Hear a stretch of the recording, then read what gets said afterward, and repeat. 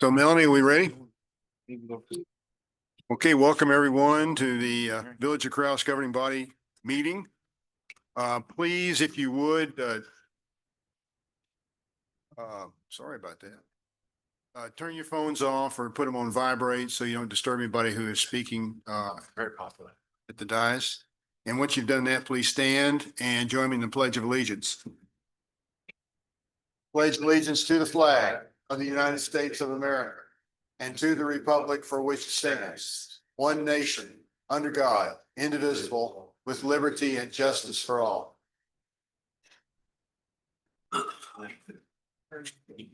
Councilor Miera. Here. Councilor Willman. Here. Councilor Knight. Here. Councilor Alsobrook. Here. Here. I heard you. Oh, okay. Councilor Burkett. Here. Councilor Murray. Here. I had a brief, I guess you can call it a brain fart or something, you know. Anyway, so I need a motion to approve the agenda. So moved. Mayor, I'd like to amend the agenda, if I could. You do what? I'd like to amend the agenda, put How so? put an item on new business. You would take something off? No, add to new business, a discussion. You can discuss it during the counselor's forum, and then we can put it on the agenda for the next meeting. Because it hasn't been out for, 72 hours. Okay, it has to be out for people to see so they can see if they want to address. But you can talk about it in counselor's forum, okay, and then we'll put it on the agenda. will do. So be sure to tell me what you want on future agenda items. Thank you. Um, So I'll second the motion to Okay. approve the agenda. all those in favor signify by saying aye. Aye. Any opposed? Okay, very good. So one difference tonight before we go on with the rest of the agenda. Stantec is doing a presentation and there will be no commentary from the audience. The questions will be raised by the council. And once they have given the administration direction as to how to modify the, as to what they want to get done, then we will bring that back and people can comment. People can comment in Corleone's forum. Also, what was the other one? Also in the noise ordinance. This is going to be a discussion among the council and the administration, and they will give us direction as to what they want as far as changes in the ordinance. We will bring that back, and at that time, it will be available for comments from the audience, as well as during Corleone's forum too. Okay, so we move on to approval of appointments. We have two reappointments for the Bicycle Pedestrian Advisory Commission, Garth Dowling and Suzanne Harper, and Jason Howard for reappointment to the Tree Committee. I'd like to get a motion to approve all three, please. So moved. Can you second? Mayor, is Mr. Howard here? I am. Via Zoom. Via Zoom. Oh, could I ask a question? Sure. Hi, thank you for being on Zoom and thank you for your service. I just have one quick question. And I don't know whether it's appropriate for you to be involved or not, and perhaps Steve could address this as well, but there are a number of trees that are along the ditch just north of Tenorio and Loma Larga that are dead. Very large trees that are dead and I think are presenting a hazard for people in that area. I was wondering if either you or someone in your committee, or perhaps it's just left to the administration to talk to MRGCD to see if we can do something about removing those trees. It would try. Jason, I'll respond. Yeah, okay, and I'll join in if I need to. It Go would ahead. be more appropriate for us to call MRGCD and talk Right. to either Jason Kasuga or what's the other guy's name? Eric Zamora. Okay. One of those two guys. Did we get a second on that motion? Yes. Yes, Councilor Murray. Is Mr. Dowling or Ms. Harper present as well online, or I'm seeing Ms. Harper and there's Mr. Dowling. could I ask you guys a simple question? Would you like for them to come to the dais? Yes, if you would. So who do you want first? Both of them, because it's Okay. gonna be the same question, so. You guys can race. Yes. Oh, that's not a Don't fair be race. slow. Sorry. Between the two of us, we're going down. Yeah, you want to be on this commission, things happen. Yeah, it gets ugly. Yeah. Oh my, It's like Chicago politics. you both have boots. All right, so my question to you is, and I know you, Suzanne, you've been on the committee for a long time and you're just joining us, but what makes this committee so important to you for the village? Go for it. Well, I kind of had a vested interest after getting hit by asphalt truck while bicycling on Loma Larga Road. And then after attending my first meeting and saw that they already were involved in a project that I was curious about, which is establishing bike racks, really festive bike racks for the village.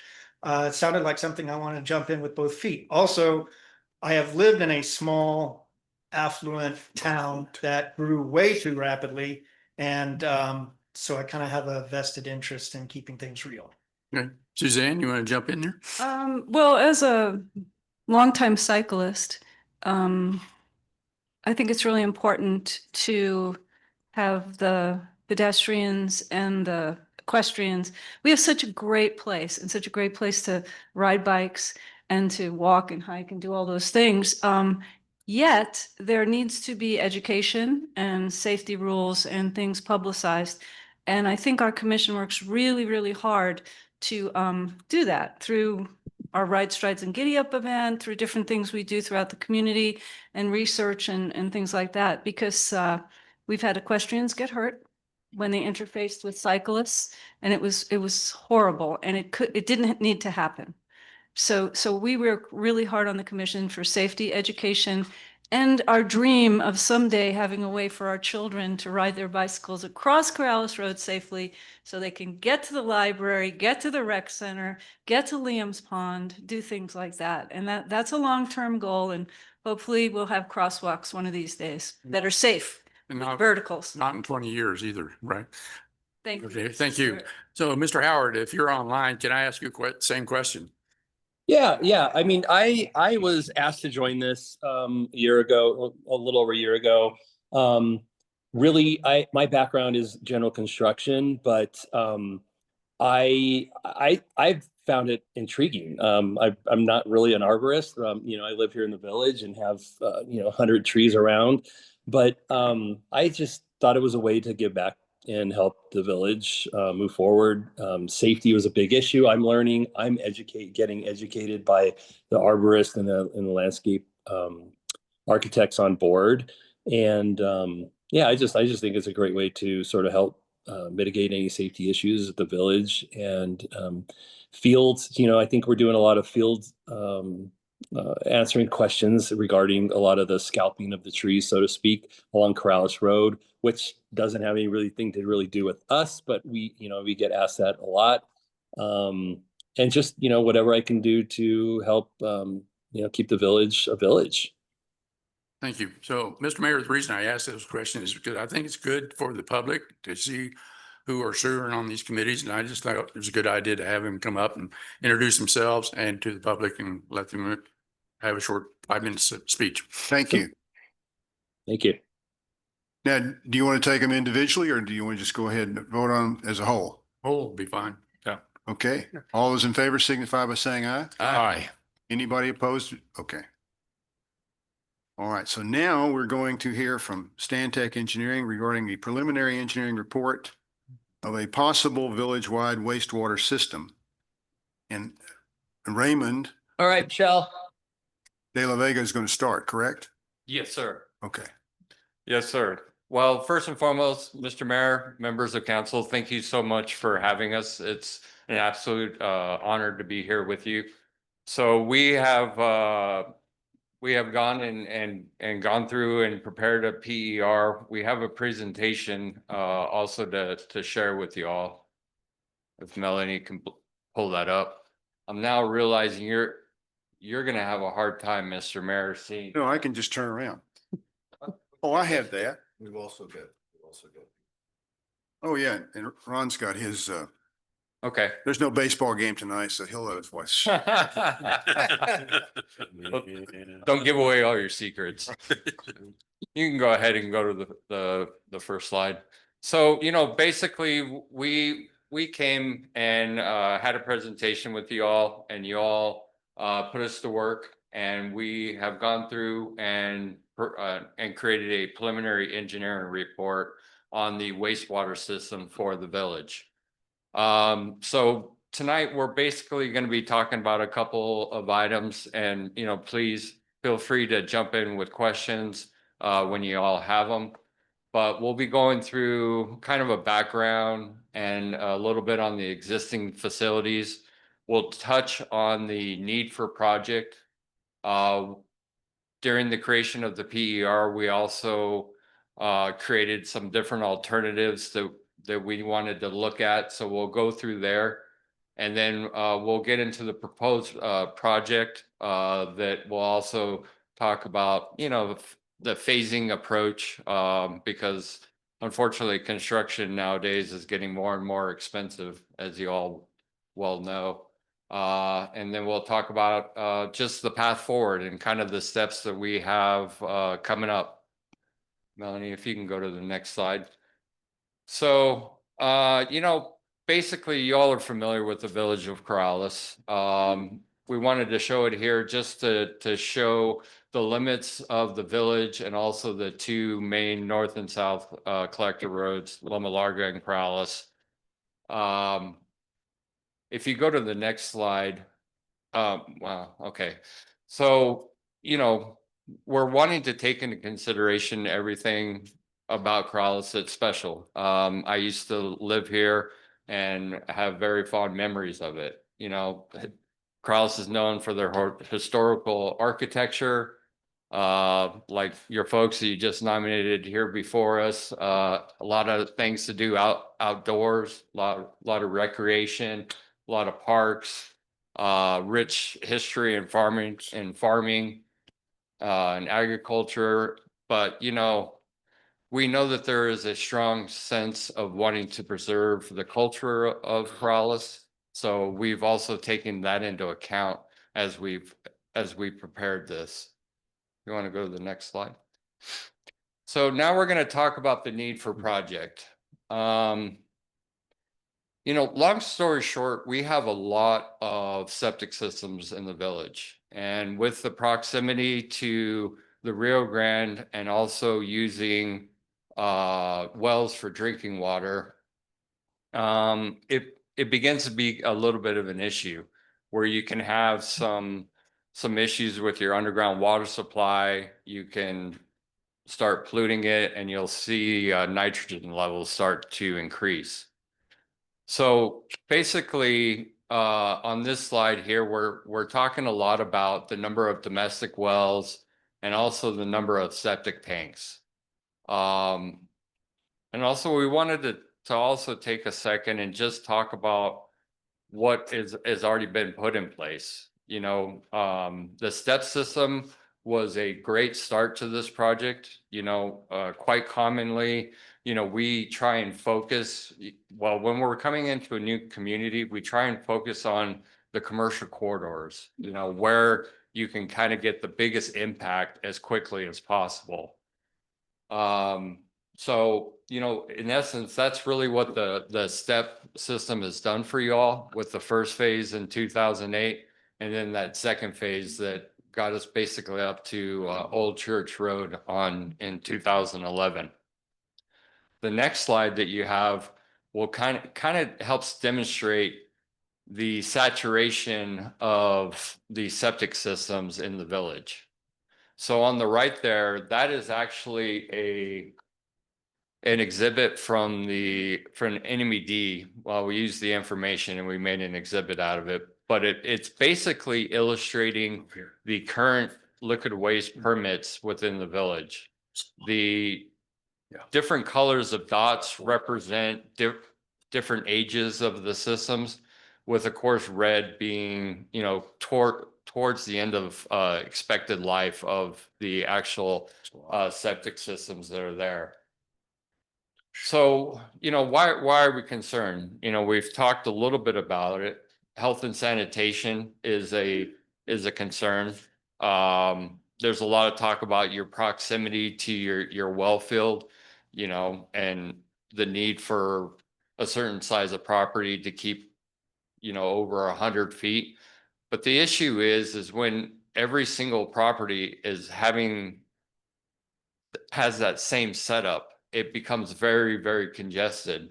And it leads to a potential for contamination of the groundwater. And being right next to the Rio Grande, there's a potential for contamination there. So, in 2006, NMED basically came out and said, that that these septic systems are some of our greatest threats to groundwater. And that's especially true in areas where you have higher groundwater levels. In certain areas, if you're up on a mesa and it's 600-700 feet to groundwater, you're not necessarily as concerned. But you all know, when the irrigation canals start to fill up, your water level is really only 3 to 4, maybe 5 feet deep.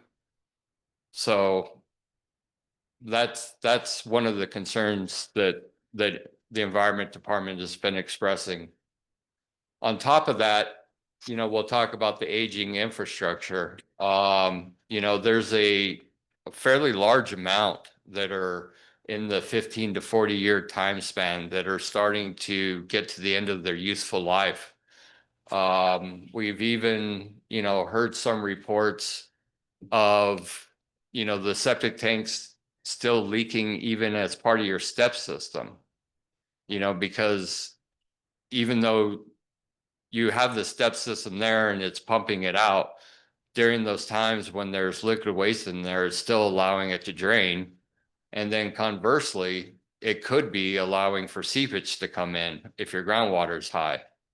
And it can cost you additional money to just pump actually groundwater. And then the last need that we're looking to address is the system expansion. With the step system, you all basically took care of a large portion of the Corrales Road. But what we've been tasked with is to actually prepare a plan for the entire village. So as we go through and we start talking about the proposals and the proposed ideas that we have, keep in mind that, we took a holistic entire look at it. And even though we're going to be most likely proposing to do construction in phases, we needed to take a look at the entire need for the entire village. So we didn't get in a situation where we, design something that would take care of the southern portion of Corrales, but then when the north finally gets tied on, there's not enough capacity in the pipelines and you all are running additional pipelines. So that's just something to keep in mind. If you wouldn't mind going to the next slide. So I'll actually bring up Alfredo. He is our project technical lead on this project, and he's going to take you through the two alternatives that we looked at. Thank you, Ray, for the introduction. Mayor, councilors, thank you for having me here today. So as we were talking through or thinking about multiple options to serve the village's needs, excuse me, we started looking at the design criteria and some of project assumptions. As far as estimating flows and being able to size the system, what the village is going to need, we did look at your current zoning and land use descriptions, everything based off of county records, GIS records, as well as village records. We've made the assumption that 100% of the residents and businesses would connect to the system. We would serve, again, to Ray's point, service the entire village. One of the main goals was also to route a lot of the main lines, a lot of the major infrastructure through your main roads. It would just provide for easier access, safer long-term operation, and also lower costs as well when we're talking about operations. As far as component selection with wastewater collections, a lot of times we tend to lean towards a conventional gravity system. It tends to have the lowest O&M. There's no real moving parts, no motors, nothing like that. That's kind of our typical choice if it's available. A lot of times the biggest hurdle is going to be grades, right? The elevation, depending on how the natural grades of the area area are, or if we're having to cross any major infrastructure like your channels and your canals or the highway. It kind of leads me to the next point there, kind of looking at natural grades and thinking of multiple ways to connect homes and businesses. Along the lines of your step system, we call out a grinder pump. Grinder pump is very similar to the step system you have now, except it's a standalone, doesn't actually go in the septic tank, and it allows you to eliminate both your tank and the drain field, eliminating potential for any contamination or leaks, as Ray was talking about, kind of the biggest concern with this aging infrastructure. Because of that, a lot of these are going to be, or they're all going to be electrical. They are going to require power. Some of the assumptions we've made is that about 25% of the connections we're going to require electrical upgrades. A lot of that is based on just the natural age of infrastructure.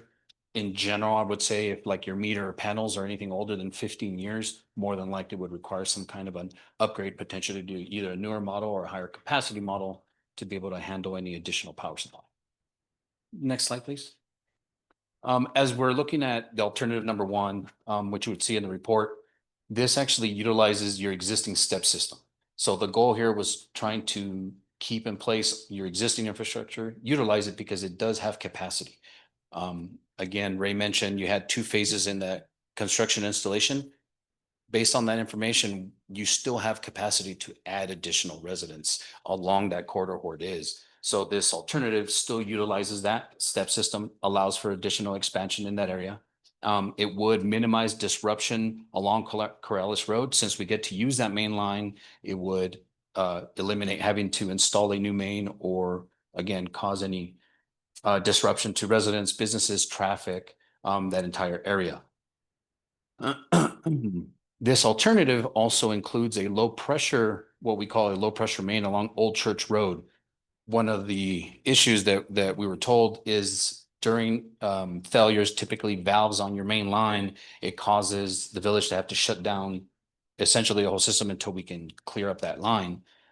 With this alternative, it will actually allow the village to isolate your flow at your failure, reroute flows, anything north or east of the line, up Old Church and up and around while you're repairing.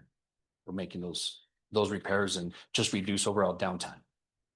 Grounder sewers, as I mentioned, would likely require electrical upgrades. This alternative would include 4 new lift stations. You can see in the exhibit at those red triangles, we're looking at one at Valverde Road. Can't read from here. Loma Larga at kind of the intersection there near northwest of Old Church, as well as Cabezon.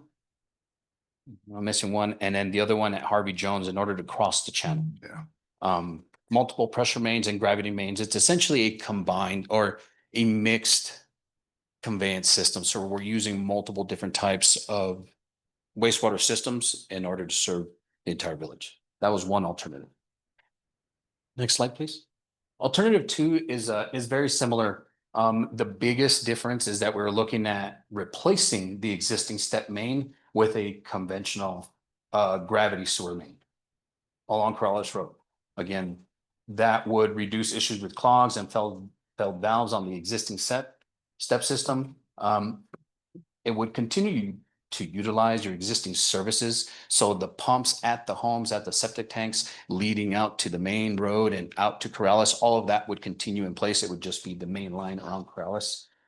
It would also allow the ability to accept solids. So you could have the options of either still installing a step pump that really only pumps liquid out of the tank, or you could use a grinder pump and eliminate tanks and septic altogether. So it allows some flexibility there, really based on maybe area availability and overall cost as well.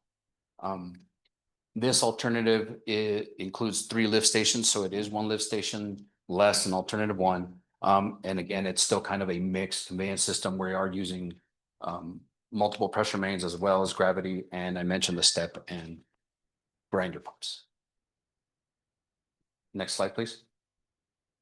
As we're going through the PR, as Ray mentioned, when we take into account a lot of different things as we're trying to compare the 2 alternatives, some are the impact on traffic, the need to acquire additional easements or right of way, any environmental, cultural impacts to existing historic places, environmental, really, the more we open the ground, right, the more we have to trench, kind of the bigger potential for environmental impacts, overall capital costs, long-term O&M, and public owner acceptance. As you're looking at this matrix up there, they're very similar, they're very close. I would say the two major outliers that really, I guess, change the tide between the two is going to be the impact on traffic as well as the environmental and cultural impacts. The biggest difference between the two alternatives would be that main line along Corrales. And I think that's really what was driving the two differences here in that matrix, was either keeping the existing step or replacing that main and constructing a new line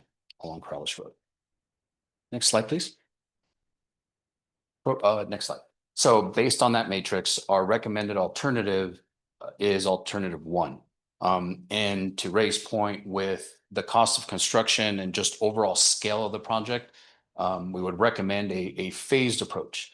What we're talking about here is starting at the downstream end. That's very typical for wastewater.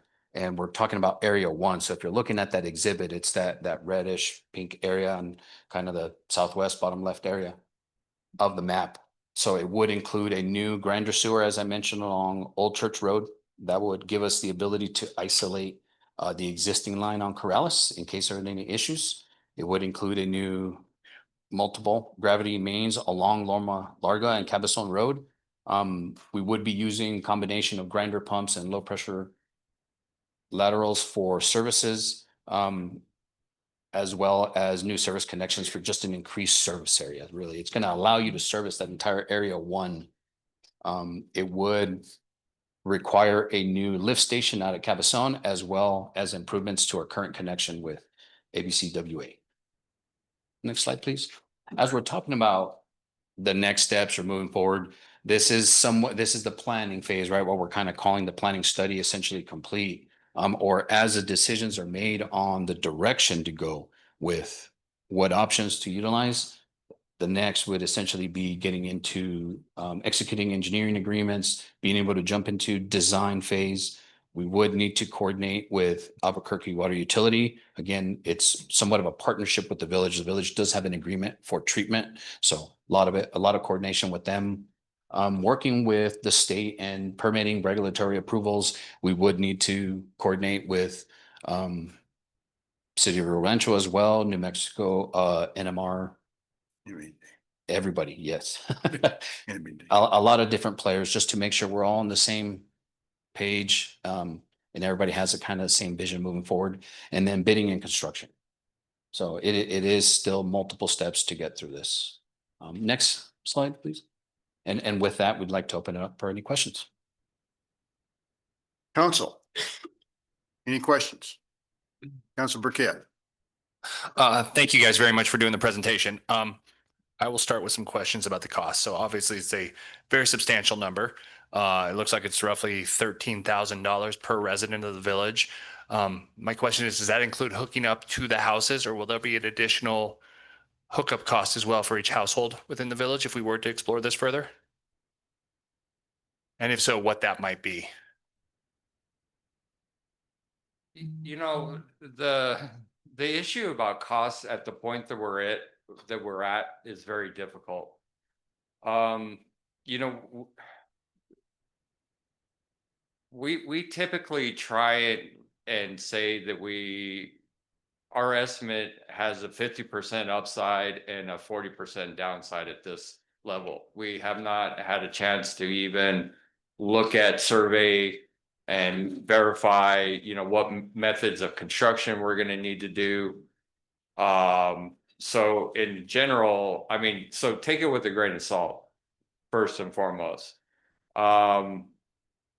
I don't believe that it includes the cost to connect the individual house, but I may want to ask you what specifically are you talking about? Because I mean, it would get in some circumstances it would include installation of the valve pits, but some residents would, if they can get to the gravity collection line, they would need to at least get to their property line. Okay. So we didn't assume Well, actually, we did assume that cost, didn't we? So I think we have it broken up. I guess without looking at the numbers, I wouldn't be able to answer that question directly. We do have a cost in the report where we've kind of separated the potential private side of it versus the public, and mostly when we're looking at it from a funding standpoint. A lot of funding, some funding allows us to use or connect on the private side, some doesn't. And so that was split up.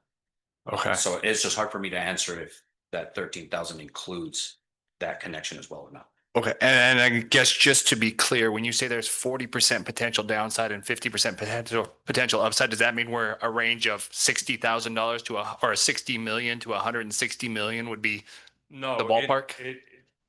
No, the 107 already is the higher end of that. So Okay. we present the worst case scenario. Okay, so so current construction costs, worst case scenario would be $106 million. That's what we're looking at right now. And there would still, some of that would be public cost, but there would still be cost to each individual homeowner to privately connect to the system. There could be a potential. I mean, we had to evaluate it as two separate items. Okay. We included, I think, up to 100 feet of line getting to the current septic location. But we're not sure if that'll be in this project or not. I mean, it's a true cost. So I think the costs have been included, but it may not come to that much per household, depending on what we're allowed to use towards that. Okay. You know, because and please don't keep me exactly on these costs, but I think there's like $40 million in potential costs on just the private side. So that we had to include it because it was such a real cost that to be transparent, It's the province. you know, And it's just hard to, we had to make that generalize it. Right, to Ray's point, some homes are a lot closer to the road. Some homes are pretty far out there. yeah. The ones that might connect with, let's say, a gravity service line, their cost is going to be a lot cheaper than having possibly a grinder sewer or having to pump uphill. Okay. Right, depending on where that home is located. Just one more cost question, if I could, sorry. Absolutely. Is there any way to publicly fund the private connections? Is there a way as part of grants that exist or any sort of government funding to where there's people that can't afford $10,000? Randy's got an exciting answer to this. Well, we run into our favorite hurdle, the anti-donation clause. Yeah. And so what you have to look at then is last time I dealt with this was in Bernalillo County. Right. They had the same issue, very low areas, high water table, old septic systems. So you really needed to go to sewer line. Sounds very similar. So there were two ways they looked at it. You have to look at indigency. And if someone truly can't pay, then you can create programs for them. The second part is you can create a loan program that for someone who's not in that situation, but there are ways to make it work, but it doesn't mean it's not an expensive proposition.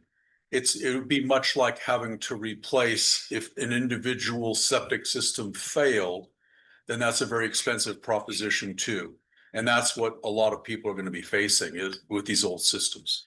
I worry we have a conscientious objector problem though, where we have these lines that are running everywhere and people saying, I don't want to pay $10,000 to tie into this system. And then two things happen. One, we're not utilizing the system very well. And we have a little bit of a free rider problem too, where the people that do pay for it, the 50% are improving the water quality for everyone else. And those people have the choice to opt out because one, they either can't afford it or they don't want to, or philosophically, they just believe that septic is better than a sewer system. So there's one other route, and that's use federal money. Yeah. Because federal money can be used for individuals. When we did the step system way back when, there was a huge chunk of federal money that allowed the village to buy 100 pumps, step pumps, at no cost to the individual. So that's a possibility as we move forward, as we look at other alternatives. for funding. Yep. Right. Thank you. Counselor Alsobrook. Thank you, Mayor. Question for these folks and then a couple of comments, if I may. On your figure 3.2, the septic system ages, you show the red circles, the lighter circles. Okay. Human eye is naturally drawn to those red circles. So our brains are programmed to make that diagram look worse than what the actual data probably is. So I think it'd be great if you could include a histogram of the ages by 5-year intervals of the septic tanks so that we can really assess how many tanks are at risk, how many tanks are new, how many are at midlife. Right. That would be very helpful. Okay. Um, And I Oh. think that we do have that annotated in the report. in the large report, okay, I did not dive into those appendices, so, okay, Well, fair enough. I'll- it's great bedtime reading. I'll go along. And then comments, yeah, we did, for what Councilor Burkett was saying, if I remember correctly with the step system, we did allow deferral of hookups if everything was working fine. But at any rate, that's one approach we've used approaches in the past to try to figure out who should hook up and who shouldn't. New construction, failed system, sale of the property. Yeah, that was it. Thank you. Those were the three. Thank you for the reminder. And that got us, that took us by NMED, because NMED at that time, the guy in charge at the Construction Program Bureau was going to make us mandate it that everybody hook up. And we said, no, not everybody needs to right away. And in fact, we didn't know how much construction was going to be involved at that time. Yeah. And we said, we'll do it this way. And he relented finally. Yeah, I remember, and I remember from discussions with them, they realized that not every property had the same daily water use, and so they were able to allow us to prioritize based on residential versus commercial water usage. Who should hook up? Well, the commercial people, we required them hooking up. Mm-hmm. Usually, I think it was like a year or two. We said, okay, you need to hook up as soon as it comes past you, maybe a year or two down the road, something like that. Even that was sort of generous as far as time goes, because many of those places were pumping every, 2 or 3 times a week. We said, this is not a good thing. And I think, except for a few of them, the old bank, for example, they never hooked up. But Yeah, so we just really comment generally there is we've explored ways in the past to correct. avoid the kinds of Thor's hammer approach to governance of private property. So I think we can continue to do something like that. This may be a very disruptive idea, but the project taking your number with, obviously there's a lot of noise in that number. We'll call it 100 million. For the number of septic systems there are in the village, and then judging on how many of those really are at risk, based on their life expectancy and functioning. Why can't we just buy? Why can't the village just own the septic tanks with an easement for the various houses? It's like property owners give it up and it's ours then. That's less than $100 million. That would cost less. And so here's a way, I'm trying to think of other ways. We want to get the contamination out of our soil. Well, and so now there we're back to the very crux of the arguments that we had 15, 20 years ago. 20. What, thank you. What really is the risk? So then we start talking about sources of contamination. That's where we got into who needs to hook up to the step and all of that. But, what is the actual risk right now? We've had a few assessments that showed some coliforms, but it's not village-wide, certainly. And it seems to be like it's more limited in scope, and our population growth is nowhere near what we thought it was going to be 15 years ago or 20 years ago. We're looking at maybe 3% growth over the next 2 decades. So we're not going to be doing anything worse in any time soon.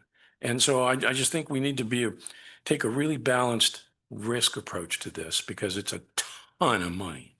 So And it's a the ton idea is that it would be phased. And we have an issue with the present system because we don't have a way to bypass it. Yeah, And no, so- that I understand. Yeah. And so the goal would be to at least get another line around so we can bypass the system and do repairs as needed, because the step system, again, is getting older and is having issues with some of those valves they put in, which weren't very good to begin with. And so it requires repairs and it requires clean out. And our guys, our public work guys, they're at risk, contamination, and we don't want to have that issue. So we would like to move forward on at least part of the system and have it available, because when somebody starts seeing, lack of a better word, crap in their water, It's too late. Yeah. we got a real problem, because not only do you now have a label that you've got bad water, but all these property values are going to just plummet. I agree. I agree with that. So we need to be proactive and avoid that issue as much as we can. Now, I agree, it's very expensive, but if we can kind of figure out a way to get the funding, which we're working on, and that's how this all started, we can do it in a phase. Now, we don't have to do it necessarily directly like they've said. We can talk about it. We can ask them, can we do this? Can we do that?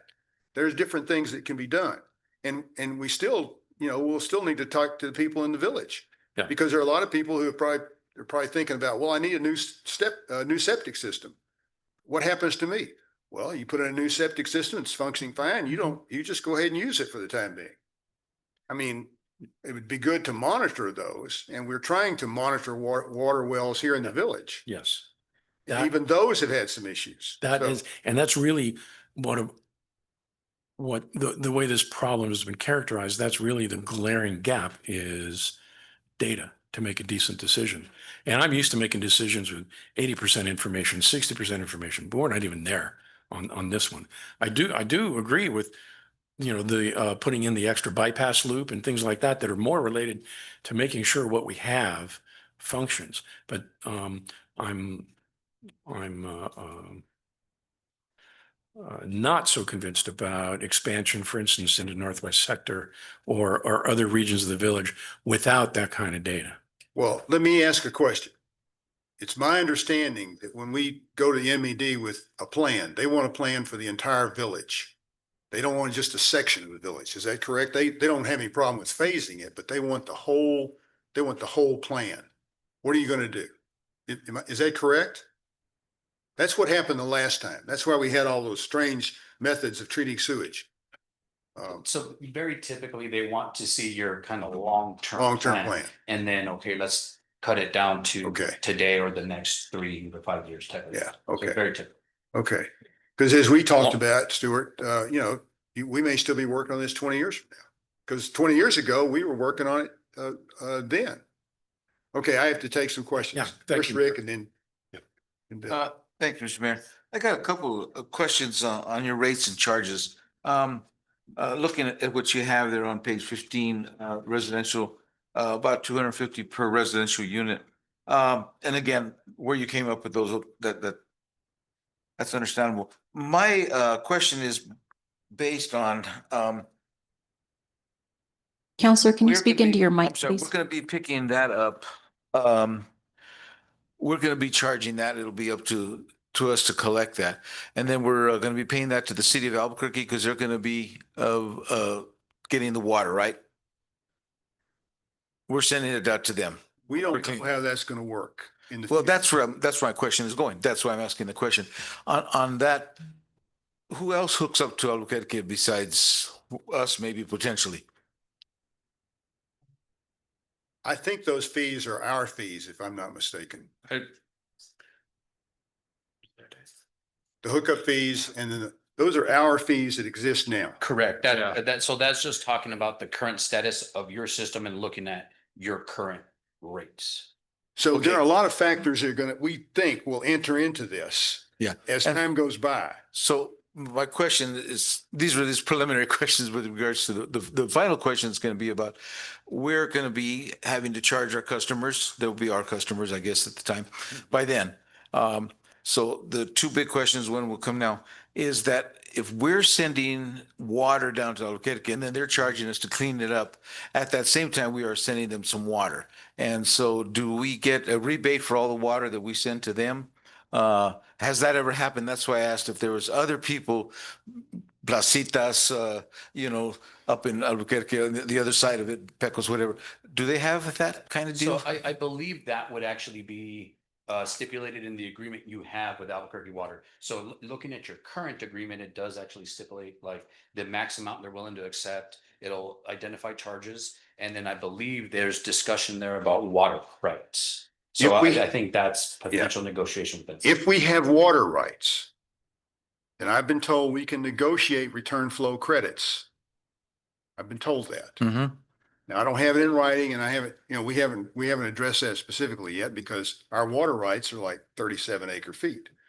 So it's, but as time goes by and as we are able to accumulate water rights and as we will work on that agreement to make sure that we can get return flow credits. Okay, that was part of the question. And I agree with you completely. We don't want to lose the water. And then the second, lose it, just give it to them because, they'll clean it up and use it and then they'll have to send it on down to Isleta and it'll take it from there. So Texas.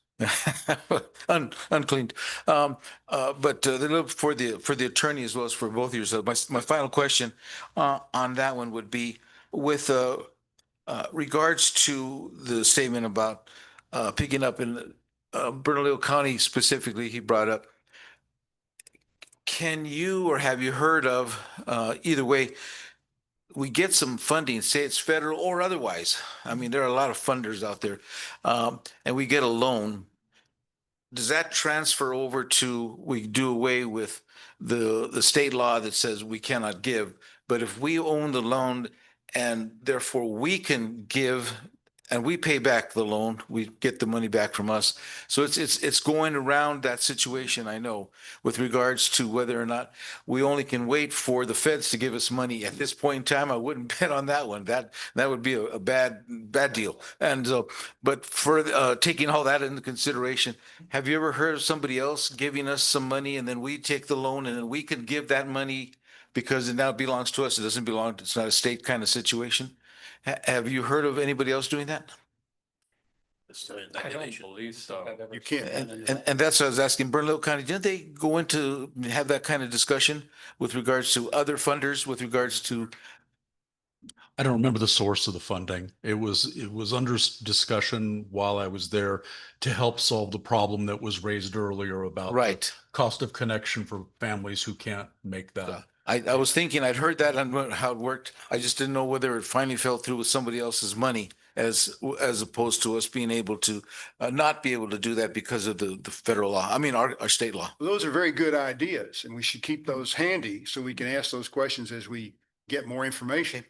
Because we don't need to make that decision right now. Oh, no, I figured the questions only. Thank you. Councilwoman. Yes, thank you, Mayor. Could you define for me what an advanced treatment system is? When we're talking about that, does that involve a grinder at an individual home? Is it your biofilter and effluent pump? What is an advanced treatment system? One of the things we've talked about in the past is rather than a large village-wide system, individual homes could either new construction or when someone has to replace their septic system, put in an advanced treatment system, especially for smaller lots.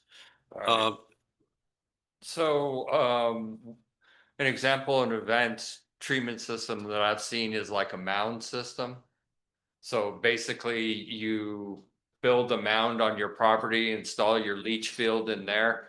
And what you're attempting to do is stop any transfer of liquid beyond that point. There's probably other forms of advanced treatment. I mean, kind of the sky's the limit, and unfortunately the cost of such will be as well. But just an advanced treatment like a mound system is, I don't know what the numbers would be, but so there's really no good definition specifically what it is. It's not, for example, it's not as having its own grinder and therefore. Correct. Like a grinder pump essentially is just grinding up everything that's coming in there and pumping it out as a slurry. Right. And advanced treatment is just more than your typical septic tank, which is really just A hole in the ground. Right, Yeah. treatment process. There's still a biological treatment there. We're just taking it into a next step. But to Ray's point, there's multiple options there, but trying to find an option at kind of at a residential level, in the end is probably going to be much more expensive than, which is why typically not something we look at. If I may. I mean, years ago, I used to hear a number of about 25,000 for an advanced treatment Oh, really? system as opposed to 10 to 15 for a typical septic system. Yeah. Those numbers are very, very old, but just for a reference. Yeah, but the relationship is like that. You mentioned in your repayment schedules, you cite the USDA rural development. I have some experience working with them, and while Corrales is considered rural, because of the average household income, we don't qualify for most of USDA rural development funding. Are water treatment systems different? Some categories are different outside those specific guidelines. For example, solar installation, those kinds of things used to be outside. Are water treatment systems outside of that, or are they still part of the main? I think they would still, wastewater would fall under their WET program, their water environment program. So I think it would still fall under the same criteria. So it's unlikely we could qualify for. So there, and we wouldn't know that unless we would actually reach out to USDA. They would kind of give us an evaluation. The reason we did include USDA there is just more of an example at that typical term, that 40-year repayment and that interest rate, to kind of give you an example of other options would be like at the state level, a CRF or Clean Water Revolving Loan Program. Clean Water State Revolving Fund. Yes, sir. Yep. Sorry, sir. So again, very similar terms, other options, just mostly for example, as far as payment terms. Good. Councilor Knight. Thank you, Mayor. On page 27 of your report, it talks about the Corrales water system violations since 2010. And the latest one I see is at 2021. Are all these are all buildings or complexes that are hooked up to the system right now? How do we know that there's E. coli or coliform in the system, and how long does it take to fix that, and what do we do about it? So I can't find that particular source here on that It page was 27. Page 27. But I think generally speaking, In the pack. it's hard to know the actual levels of E. coli or anything else in your water right now. Most of the time, whenever we take a sample, right, it's an instantaneous sample. So that's that level at that point in time. Depending on how much, again, maybe you load the system, proximity to other septic systems, condition, or even how much you use the well. The more you run water, the more you kind of typically tend to flush. You might see levels drop. So it's hard to pinpoint where those levels might be today. And Mayor, The reason I wanted to mention that was because since It's page Steve. 18 in your report. Table 3-1. So, excuse me. Steve, you want to address that? Remember, we talked about it this afternoon. Yeah. Steve will address your. Mayor, councilors, Okay. we test it once a month. We test the water system the first week of every month. And it goes to the lab and they send us a report about 4 or 5 days later. So that's how I know every month our water gets tested. Okay, and the next question I had was, when the system breaks down, how long does it take for you to fix it? Usually, Which system? the Step system? Yes, the SEP system we have right now down in Corrales Road. Luckily, I haven't been part of that. I know Mike had some issues in the past and he talked about having to shut it down, getting a pumper truck at the valve up and pump everything until they were able to fix it. And it sounded pretty chaotic, and I think he did it late at night when flows were at the least, but I don't remember how long he said it took to do. Because the reason I ask is because this is my 8th year on the council, and we've been talking about a time bomb coming. If this system breaks down and all these residents as well as businesses are hooked up and something dramatic happens, there's no other way to get that that water and sewage out of here in Corrales. And that, you know, that this, I guess at one point, the village was looking at having something run down West Lawn, trotted to Loma Larga, and then kind of as an offshoot, maybe going down, Mountain Shadows, because there's so many homes in there. But, you know, I think we need to really look at this, maybe not so big. I mean, I'm worried about the amount as well, but I'm also worried about the health of people in Corrales and the contamination of the water.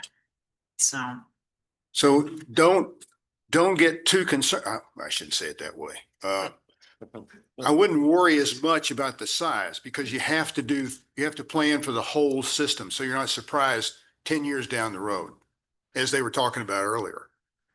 And you just do what you can where you think you can get the biggest bang for your buck. Like Priestley Corval, we've got a line now there. Right. So those people who are having issues with their septic tanks and potentially their water, because they're on small lots in their tanks, they don't have enough room to separate their wells. Right. So, you know, they can hook up. And to answer a question that Zach asked, the individual pays from their house to the hookup at the road. That's usual. That's usual over in Albuquerque. That's any city that's around. You have to pay, you own the part from your house to the road. That's usual. And I had one more question for Steve. If people took care of their septic systems more, you know, if they cleaned them out every 2 years. I mean, I've heard people like, oh, I haven't cleaned out my septic system, you know, but if they cleaned them out like every 2 years, like they should be, would it last longer? Maybe we need to be looking at that rather than putting in these big systems in, making sure that people are taking care of what they already have. Well, if you had a chance to get through more of their report, they talk about doing that too. You know, upgrading the systems as needed, be sure they all have a dual chamber, and we have filters, and make sure that people are cleaning them and getting them pumped out so they last longer, so we don't run into this emergency situation where all of a sudden our water is getting contaminated. Right. And we have big issues. You know, one thing none of us want is to put out a call to boil water to the village. I mean, that would just not go over very well at all. Well, like you said, the home prices will drop. Well, I mean, just think of the health of the people. I mean, people can die from Right. stuff like that. Affordable housing. So you know, you're concerned about a lot of different things. And so we start and do it stepwise. I don't mean to be punny, but try to do pick the area where it's most needed, where it can have the greatest impact, and we have the funding. And we continue to work on that. Okay, thank you. Councilor Murray. Thank you, Mayor. So did you look at the well depth of throughout the village? How deep are our wells in relation to septic systems? No, I don't remember specifically looking at the. Well, all right. So I'm thinking that I was talking to a friend of mine. He's up on the West Mesa. He had to go down 400 or 500 feet. Maintaining a septic system is not going to be an issue with him and his well. Now, I suppose down here in the lowlands, if you want to put it that way, as be more of an issue, but my well is 109 feet down. So according to the EPA, a properly maintained septic system should not be a problem with a home, especially with a well. And it depends on how deep that well is too, because I also have to ask you, at what point does the effluent get cleaned up enough that it wouldn't contaminate a water in a well? How far down would the effluent have to go in order to contaminate the water well? I mean, that's hard to answer, I think. I mean, that's gonna depend on your biomat, how effective it is. I mean, Your you know, soil, a general. Well, your soil type, no, it would be almost, it would almost be impossible to assume or calculate without knowing what's there. Okay, so back to Councilor Waldman's suggestion about an advanced treatment system. The EPA also has what they call an injection. You inject oxygen into your tank, and it helps the bacteria decompose the effluent and so forth. So I think Councilor Waldman's suggestion that any new construction or any wells that or septic systems that fail, they need to put in an advanced treatment system Because it's getting the nitrates out of the effluent that is really what's causing the problem. Is that correct? Well, in the coliforms. Yeah, well, coliforms and nitrate is going to be an issue. Yeah. But your bacteria is working on that as it's in the tank. Is that not correct? Yes, that's correct. One would hope so. But that's why the EPA says that a properly maintained septic system should be no problem at all for a home with a well. You know, I hesitate to say no problem. Having been involved in the health industry for many years. Okay, well, let me ask you this then. With all the wells and septic systems we got, how many people have gotten sick? Well, I don't know that answer. Well, I mean, I don't go around and ask not- people what not kind of exactly illness. what they I would have. call a rampant, problem, is it not?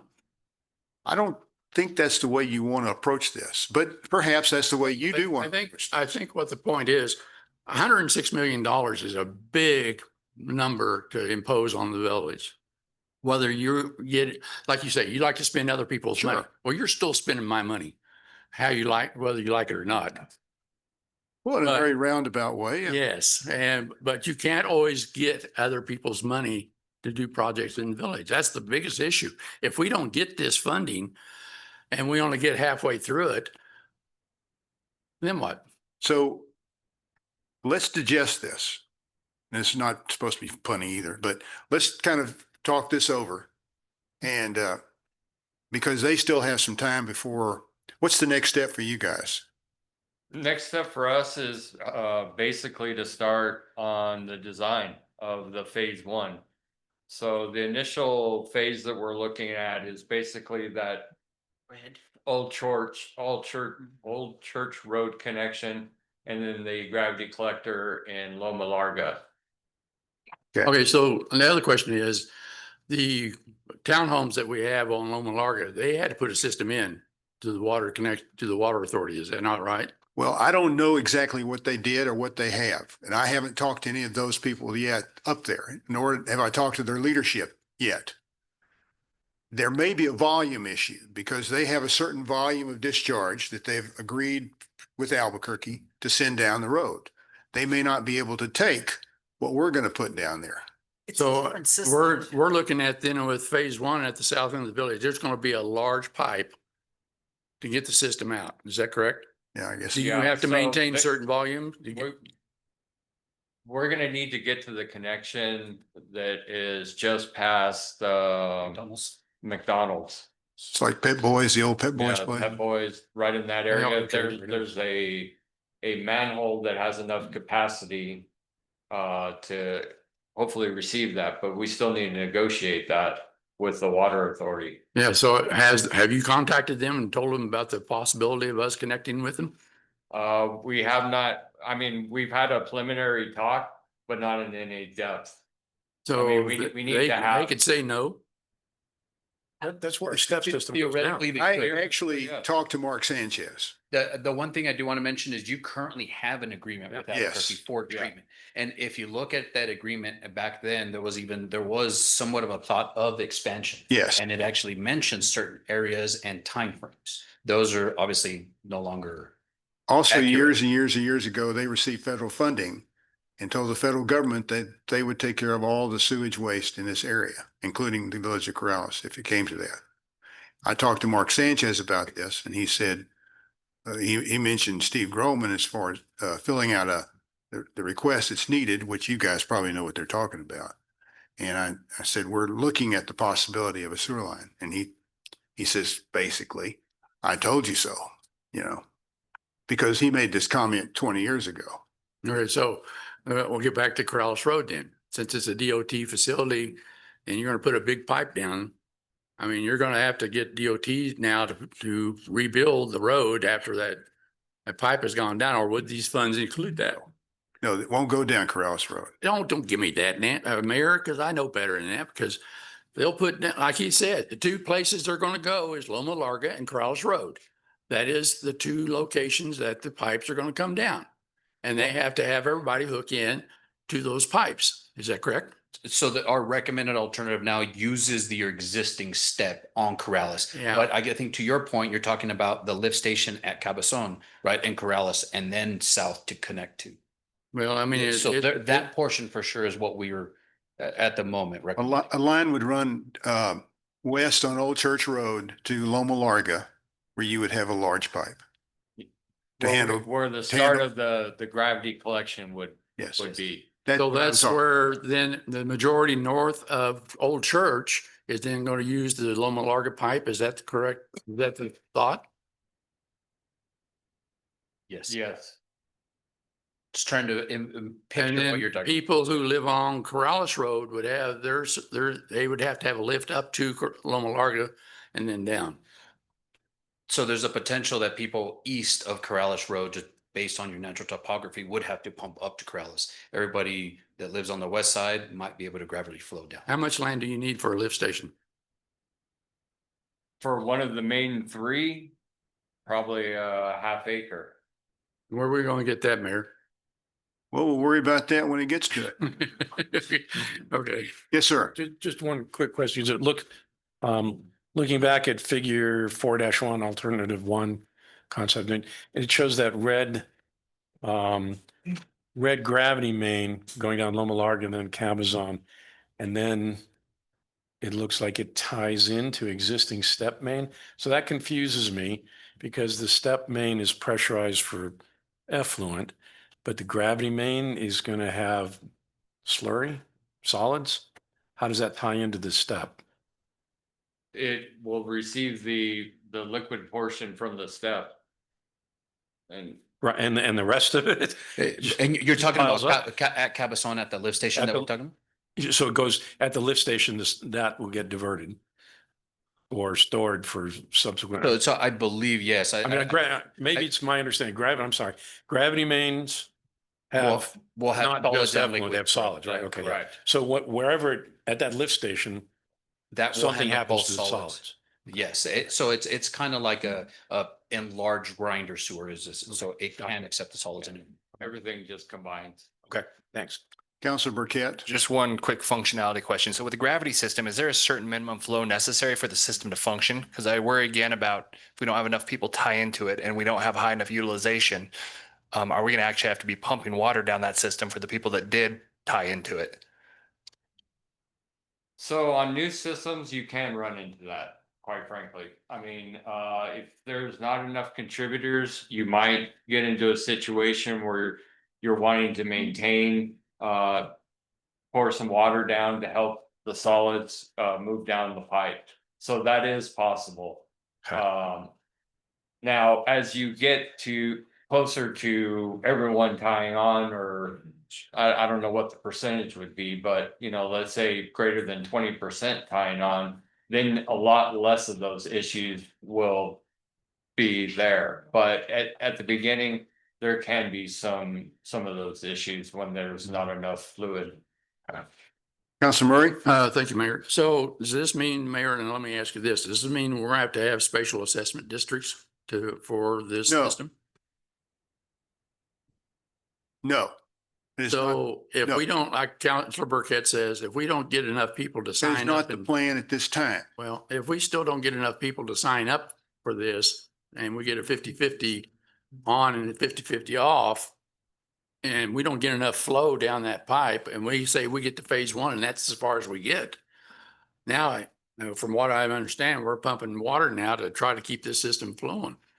That is not the plan at the present time. Well, plans. Trying to get a plan. They're trying to formulate a plan for us. I know. And then once we have a plan, then we can start taking it There are a apart. lot of what ifs in those damn plans. Well, okay, so you don't want to do a plan? I'd rather follow Councilor Rollman's position is upgrade our systems, our septic systems as they fail. Go to advanced treatment and then work on it, because I think we would be. Do you know what an advanced treatment system costs? Well, it's, yes, okay, but you're still got a cost. I got a cost because I'm gonna have to upgrade my electrical panel because I don't have electricity over where my septic tank's at. So now I'm gonna have to have an electrician come out and now run electricity over for the grinder pump, which, or, whatever it takes. Okay. So, I mean, there's a Councilor cost. Just, in the darkest dim reaches of my memories from 15 to 20 years ago, we talked about advanced treatment systems in clusters for clusters of homes. Well, now you're getting into a whole different area now. Well, I know I mean, $100 million is a lot. That's probably worth throwing everything at the wall to see what sticks. Okay. But yeah, no, I appreciate it. It's a different beast. Oh, I appreciate that. Yes. Okay. Okay, any more constructive comments? Thank you guys very much for doing this. I'm sure it was a Thank fun you little very project. much. Absolute pleasure. We will talk to you some more. Thank you. Yes, sir. Thank you very much. Thank you. Thanks.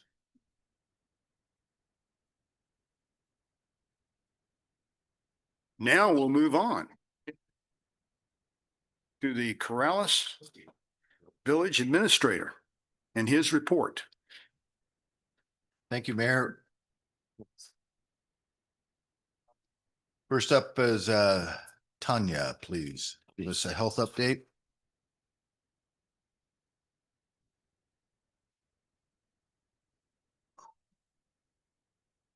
Thank you, Mayor, Council, Administrator Curry.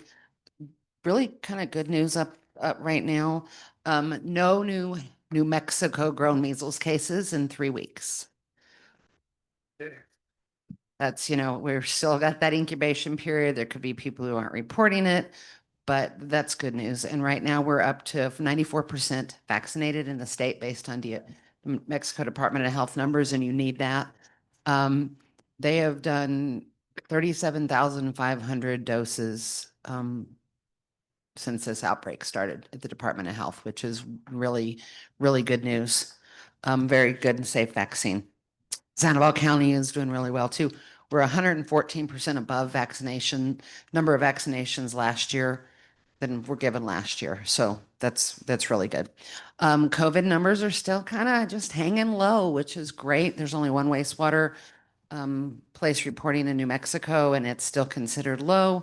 We have climbed to 4.6% positivity, but those are just those lab collected, and only 1 per 100,000 has been admitted in the hospital in the last week for COVID. So we're doing really well. Still kind of worried about that summertime surge that we've gotten every year with coronavirus, but so far so good. We're going to knock on wood.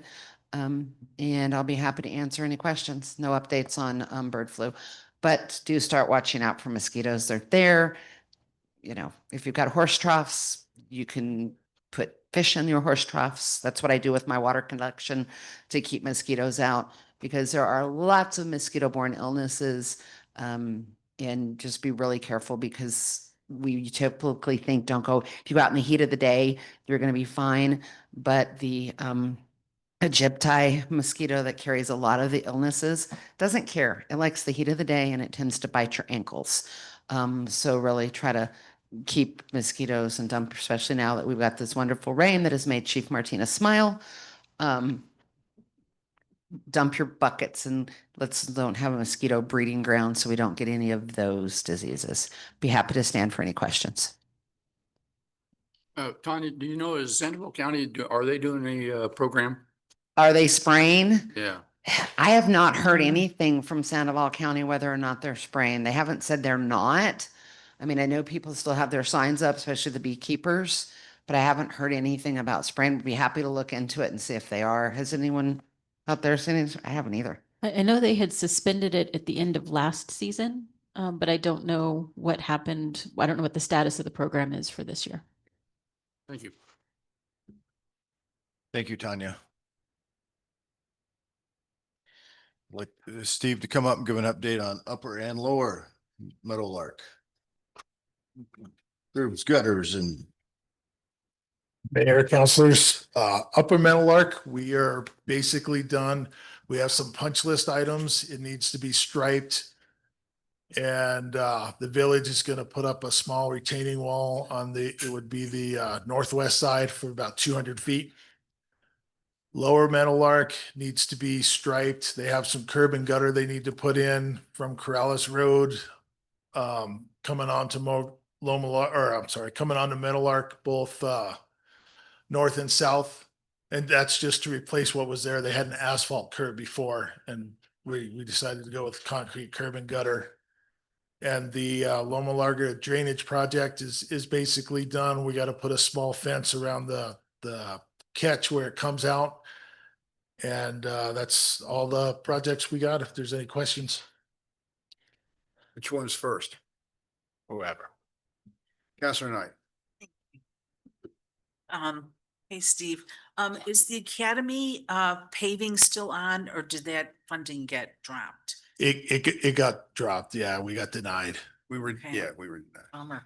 I'll have to tell my friend who I said, you're gonna get your road paved. I'll have to tell her. Sorry, not this year. Okay, No. thank you. You're right. Okay, Counselor Burkett. Thank you, Steve. So I have a question about Upper Meadowlark. I drove up there today for the first time since we've put on the all the improvements, and it looks like a lot of people have hit the curbs up there. Like I'm driving and they are marked up everywhere. And the first thing I was thinking was, I'm not sure I could drive my trailer up this road with some of those cutouts. I'm not sure I could make those turns in those tight little spots. And I'm concerned about fire trucks. I'm concerned about horse trailers. I'm concerned about my bad driving, pulling a camper. How much, I mean, it seems really narrow, and I'm sure you guys are within the parameters of what it's supposed to be, but are you hearing any complaints about how tight it is? I have not. They are 10-foot lanes, and I actually, believe it or not, did see a semi go up and did not hit the curb because I actually stopped to look to see if you would. I mean, but they are banged Yeah. up. Like it looks like you're reading more script while you're driving up there. I think Like, it just forces people to slow down because now they don't have the option of going out into the dirt. Because before, every couple months, we used to have to shoulder up the road because there would be so much erosion where the asphalt dropped off. Yeah. And I think it's just people changing habits. Okay. And then I guess my next question is, with the big rain that we had for a few minutes, I mean, keeping that all within the boundaries of the road now, obviously I think the drainage works better, but I mean, are you concerned about that at all? No, because I actually checked it before we left, and the pond was filling up, and then once it gets a certain height, it'll start going towards the Paseo de Corrales pond. It didn't get that high, but it was working. I checked it right before I came in. Thank you. Counselor Murray. Thank you. So, like Counselor Burkett, I was up there driving a couple of times. The path at the very west end, the curb curves around to the north and kind of blends into where the Thompson fence line is. How come that's not ADA compliant? You know, we walked it with DOT a couple days ago, and it's just because it transitions into Rio Rancho, and there was really no other way to kind of make that work. It's no more than 2% this way, but up and down, we can follow the grade of the road. And is that what you mean? Well, I mean, they're down at the south end, obviously you could take a wheelchair and get up on the pathway, no problem. But I think up north at the west end, it'd be a problem, especially if you were in a wheelchair or just trying to get up on that pathway, because the curb itself, it starts out by the road at the standard height, but it does taper as it goes around to the north side where the path ends. But when it tapers down, it's basically down to nothing. You can not quite. There's still that. I mean, if I were trying to get a wheelchair on there, I think I'd be in a little bit of trouble. I'll take another look at it. When we walked it, it didn't come up, and I kind of thought it blended in maybe better than it does. So I can take another look at it. I'm just thinking from an ADA compliance, typically you want a smooth ramp and not have any curbing whatsoever that you have to, kind of jack the chair up to get over. But anyway, I just noticed that. I just wondered why the south end looked like it was compliant where the west end wasn't. Well, the east end. The east end is actually, they stopped right by the grate because there's a different engineering firm going to try and engineer a crosswalk. So they stopped it thinking that was going to be ADA compliant. However, they designed that to tie into the crosswalk across Loma Larga. Well, I mean, yeah, the south end, you got a nice slope onto the pathway, but when you get to the west end, the curb stops. I'll take a look at it again. But DOT said it was okay. Yes. Councilor Woolman, what do they know? Thank you, Mayor. Just quick question. I'm curious about the funding. We went to the state legislature and we got money for doing Meadowlark. How was the estimate? How did it work out in terms of the original estimate, what we got from the state, and how it ended up? to the dollar? Do we give money back to this? How does that work? Actually, Tanya's been helping me out a lot on the funding and she might be able to answer that better than I could. The question is, do we I- have enough money? Yes.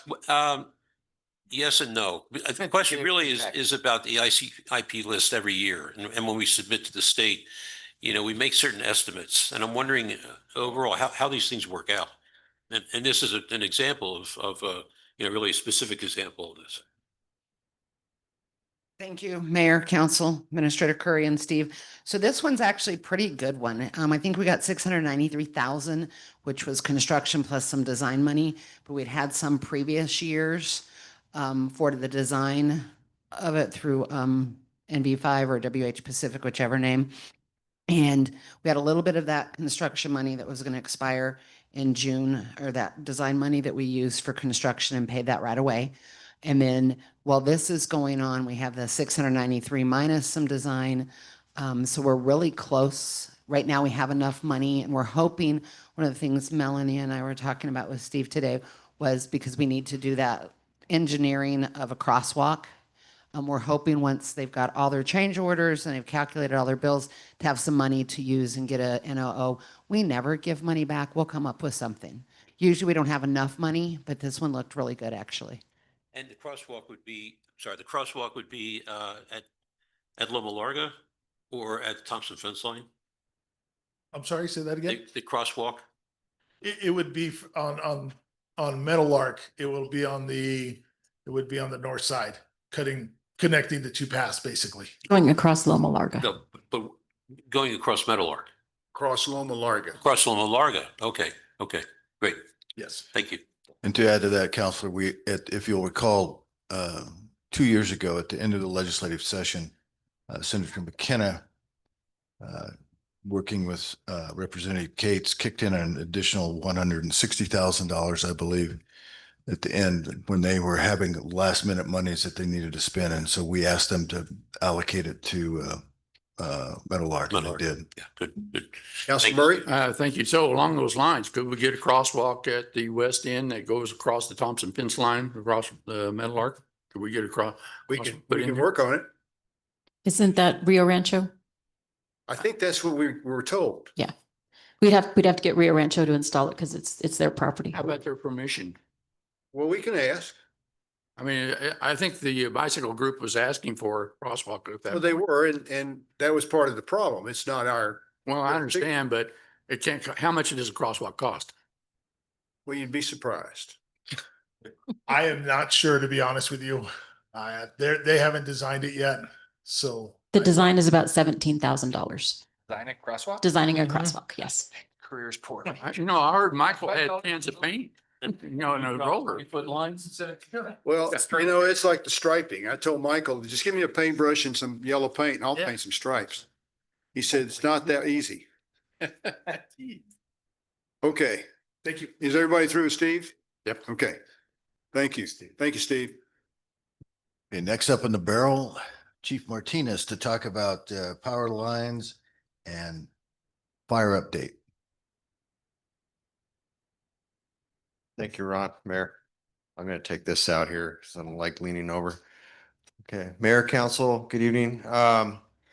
Melanie's going to pull up some maps here. We're getting a lot of questions about the power line, the contractors, Davey. You guys have heard me talking about. We're waiting for them to come to our village. Well, they're in our village and they are cutting trees around the power lines, and it's a good thing. I know we have some negative feedback, but this is something that has to happen for the safety of our community. So the dark blue lines, all this information was given to me by PNM. The dark blue line or blue dots are the locations that have been completed. And the light blue are locations that are up next for work. I drove around the village and I've been seeing a lot of contractors. I don't know exactly how many trucks are working in here on a daily basis, but it's probably 6 to 10. So, and then I believe there's the south end. So you can see most of Krause Road is dark blue. They came through pretty aggressively after the November power outage and that storm. And then now what they're doing is working off on the cross streets and the laterals. And they're, working on the high power lines. They're not working on the service feeds from the transformers to your home. So with this, they have about 60% of their line miles complete. And if they keep this current, as long as they have all the workers and they're not pulled off on other projects, they're looking at the end of the middle to the end of July for completion. So that's good news. The question that we have is, what is their projected maintenance after they go through and do a full reset and clean everything? I'm going to do my part in trying to educate citizens that now that the trees and the vegetation that are on their properties can be maintained safely, that it's in their best interest to keep them trimmed so they don't get back into the power lines. Also, I want to give you a fire update. Obviously, we received some rains today, which are always welcome. You guys have probably noticed a lot of cotton on the ground, so the rain kind of, gets rid of that, which is, the cotton is very dangerous when you have a wildfire. It just spreads like gasoline. We have been, as you know, been preparing and trying to educate the public about having a plan, be prepared. You guys are seeing it in the news, ready, get ready. We tell everyone, you need to be ready year round. Get set, meaning, you may have to evacuate or just flat out go. We are a community at risk. We're doing everything in our power to try to educate the public to have a plan. Make sure you're signed up on the code red, so in case we have an evacuation, you get those messages timely. You have probably seen multiple fire apparatus driving throughout the village. We've used our budget to increase staffing, and this past weekend, for example, Saturday, Sunday, we had 2 to 3 trucks patrolling all the village. We took turns at lunch. There was not a moment there wasn't a truck on patrol, whether it was in the Bosque or in the residential areas. The firefighters on the apparatus, they did a lot of maintenance work while they were out too. So you probably noticed some of the hydrants were kind of hard to see with all the vegetation growth. They went and cut all the weeds on all the fire hydrants. They went and maintenance the access gates on the Bosque, put lube on them to make sure they're not obstructed. So did some good work this past weekend. With their patrols, they were able to have very quick response to assist in outside agency fires. We assisted Albuquerque in a Bosque fire down by Tingley Beach. Bernalillo County had a Bosque fire just north of Alameda on the east side of the river. So they assisted in protecting, and helping our neighbor agencies. So I stand for any questions. We are just, I don't know what to say, but we're getting lucky. Again, I just can't emphasize enough that don't let this little bit of rain, it's going to dry out, and we're still in critical times. So, Councilor Murray. Thank you. So in the Bosque or in department reports with the Bosque Advisory Commission, there was a suggestion to bring outside groups in to help remove the down and dead firewood. Is that progressing anywhere, or are you looking at what you said you were looking at, maybe getting them under your insurance or maybe waivers? So these outside groups could come in and help pick that up. Yeah, so that's Mayor, Council, the Bosque Advisory Commission. This is always a topic of discussion. We try to do it one Saturday a month, maybe, if we can get it 2, reaching out to volunteers to come and help us with the dead and down. It's very labor intensive. Some of these logs are, 14-inch in diameter and going up the levee road. So we're trying to come up with strategies. We've tried different tactics to try to get rid of that wood. I can tell you I had a meeting with State Forestry this morning that the Middle Rio Grande Conservancy and us were asking for funding to help us with some of this project work. And one of them is to include dead and down. The biggest question that comes up that we don't know if we're going to get fully funded is, how do we remove the dead and down, and where do we haul it? Because we have very limited access in the Bosque. We have the levee roads. We have some, laterals that go down that we could take heavy equipment. We utilize the skid steer that we do have with the grapple to help us logistically go in there, pick up the heavy wood, and then go up to the levee road and load it in the dump trucks of the public works. So it's a constant thing that is on our radar that we're trying to come up with a solution. And we're always open for suggestions. We have in the past utilized the Lobo football team to come and help us load wood and trailers.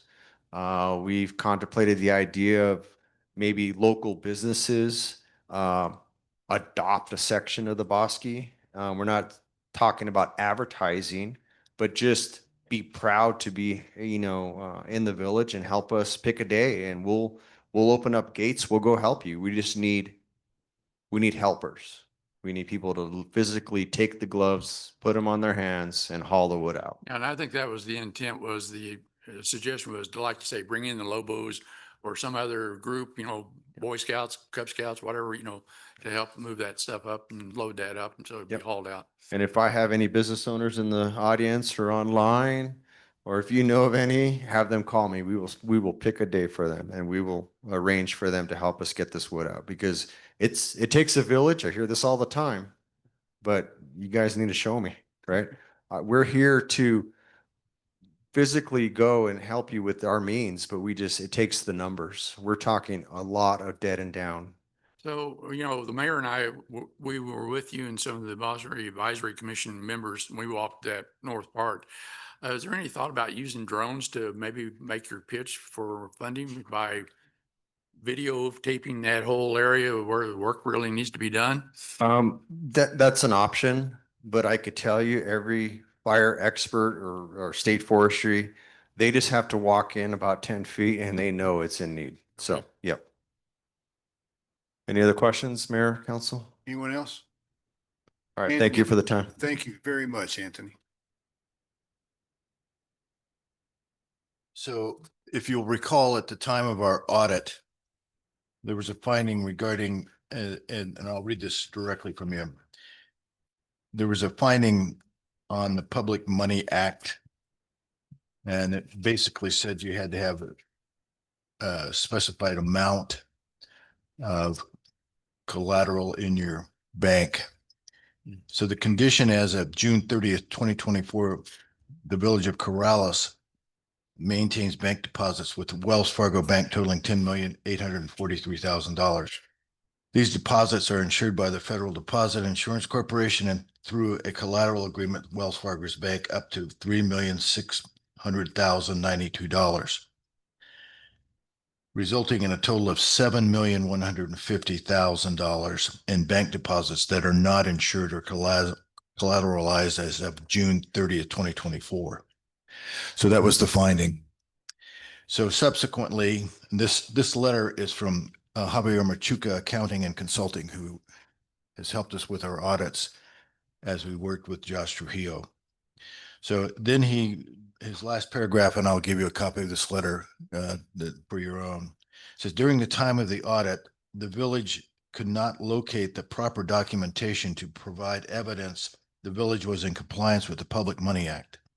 Subsequent to the issuance of the FY 2024 audit report, the village was made aware of an additional Wells Fargo statement, which disclosed in the New York B. Mellon market values of $3,427,000, along with an additional Travelers Casualty and Surety Company of America collateral with a market value of $8 million. The total collateral value on June 30th, 24 was approximately $11.4 million, which fully collateralized the 10.8 million bank deposits and balance. Based on the June 30th, 2024 Wells Fargo collateral coverage statement, at no time were the village's bank accounts deposits not insured or collateralized to the level required by the Public Money Act. So that discovery was made by Javier Machuca, and in conversations with me about 3 weeks ago. And so the document was just missing. It was not discovered by us meaning the staff, or during the audit procedure. But the bottom line, simply what that means is at no time were we not collateralized. So it's good news. And so the paper was found, and that's the report, and I'll have this letter for you. Did we know prior to the audit that there could have been a gap? No, I'm just wondering if there might be other things out there. well, there was some concern that with the bank had not been reporting correctly to us for about 2 or 3 months in a row. Right. And so when questioned about that, the bank just said, we have no answer for you. And so, but what we found was the actual paperwork that full collateralization. We meet with the bank in one form or another, at least every quarter. And Jolene and others have contact with them sometimes on a daily or weekly basis.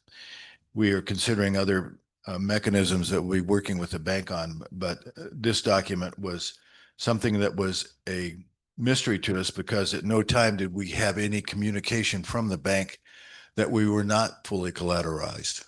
And so when this came up as an audit finding, it was just a matter of a document that was not produced at the time of the audit. Thank you. Anyone else? Okay. I just have a Councilor Knight? question for Administrator Curry. What's happening at the Gonzalez property right now? Is there any farming going on over there? Which Gonzalez property? The extra Gonzalez land. Yeah. The farming, the I original. don't know if the 4-Hers have planted that yet. I don't know if Lynn planted it for him or not, but see, there's very little water. And so he was having an issue with tilling because he also wants to put some grass out there. We did get the electricity. Don't we have water? What's that? We have a pump there, don't we? Well, we want to use the surface water, the irrigation, because we have access to that. Right, but So there is a but pump. I don't believe at this point there's anything that we have planted there.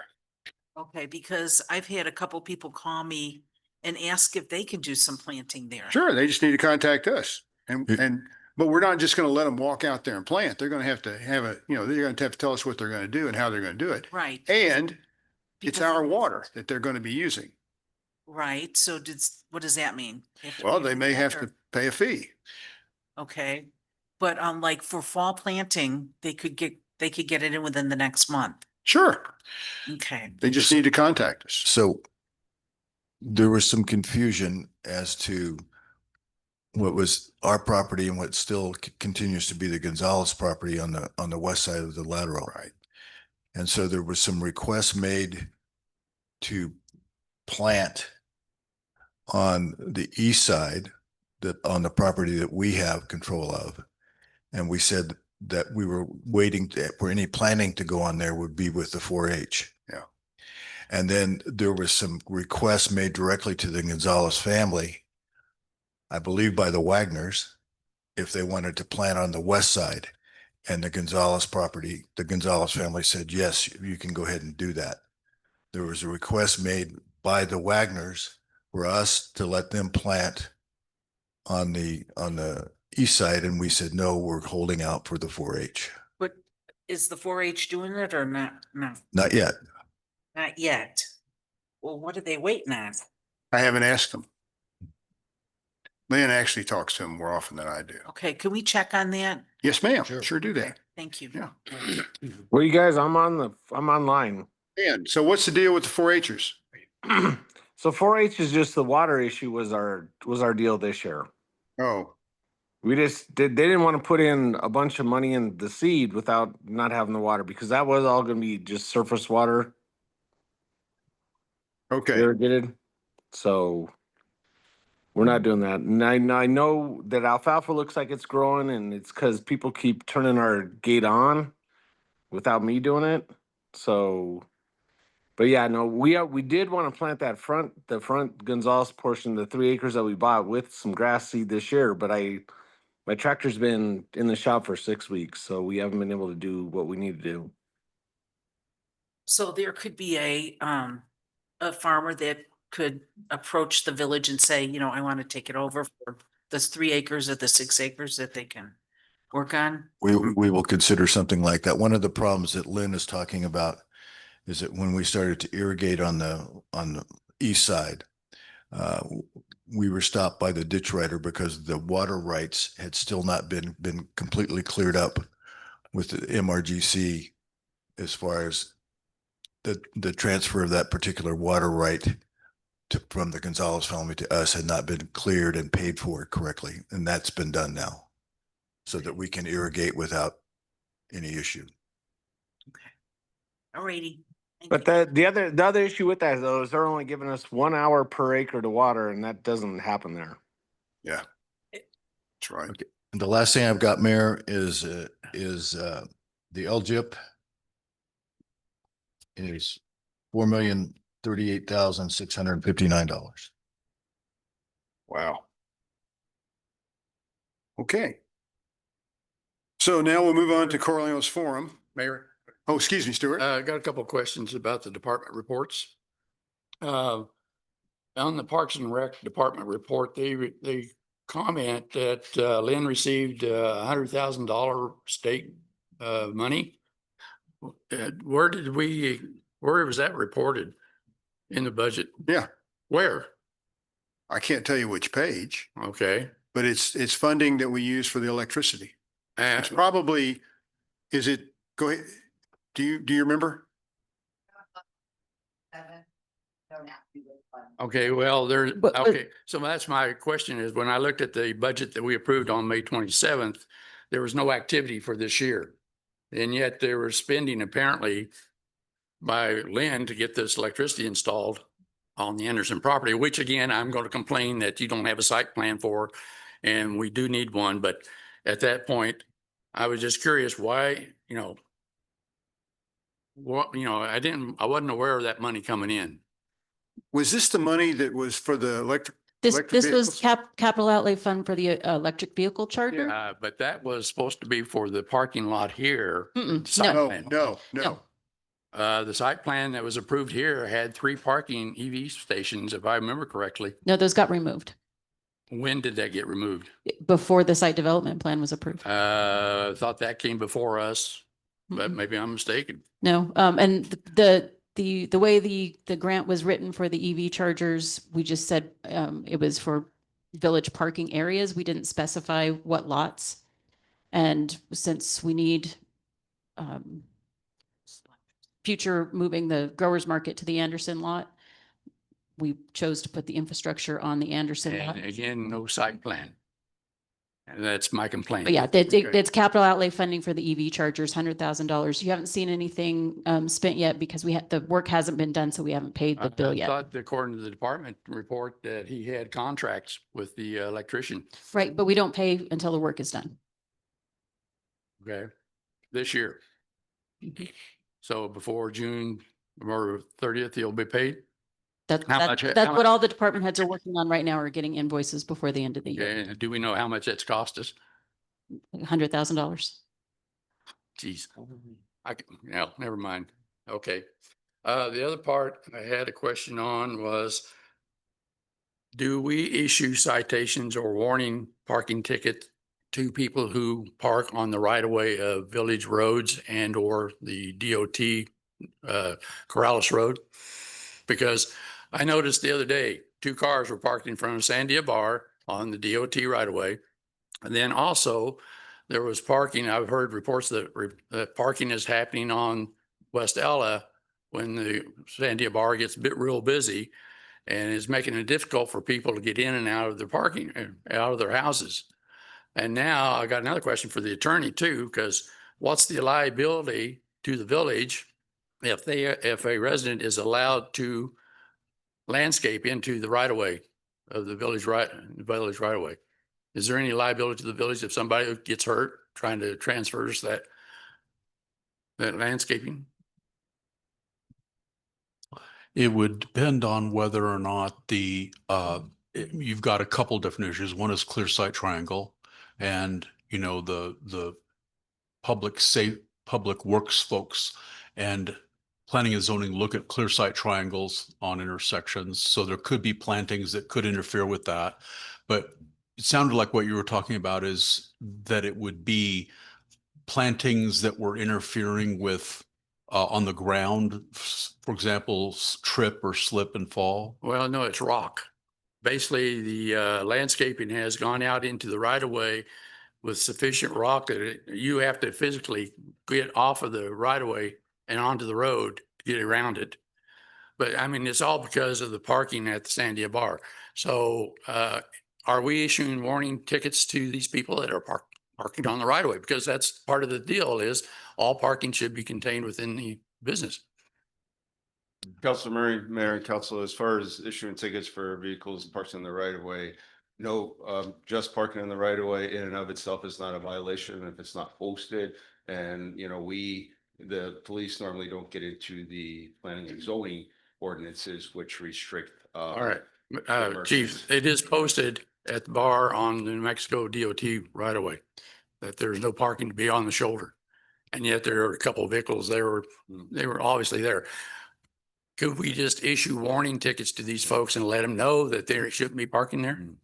Council Murray, Mayor and Council, we actually don't issue warning citations. We do issue verbal warnings, and obviously we always try and get voluntary compliance before taking enforcement action for low level offenses anyway. So we could do that if we get complaints. I wasn't aware that there were issues. I'm not aware of calls being placed. If we get a call to dispatch, an officer will go out and address the problem. If it is posted, they do have the option of issuing a citation, but of course they'll try and identify the owner and see if they can move the vehicle. And Mayor, I do believe Lori had a response to this as well. Oh, on Zoom? Yes. Okay. Thank you, Mayor. Mayor, councilors, Administrator Curry, I just wanted to point out that at the June Planning and Zoning Commission meeting, the commission did start specifically looking at ways, possible future recommendations having to do with parking in and around commercial areas. And we're going to talk about it again during the July meeting. So very good discussion in June, and we're hoping to have some concrete recommendations by the commission to you pretty soon. Lori, so in addition to that, when I was looking at the regulation, our parking is basically for heated areas of the building. So we allocate, for restaurants like four people to a table, and the bar may have certain requirements, but we only talk about heated areas. We do not look at outside areas, outside venues like at Sandia, where they've got a rooftop structure. It's outside, but it's not heated, but it's not included in the parking requirements. So you may want to take a look at that and include, when a site plan comes up, take a look at the totality of the number of people that may be on the property. And then I guess that gets back to another question I have for the chief is, when does a facility exceed their capacity? Is it interior or is it include everybody? I'm going to catch him off guard.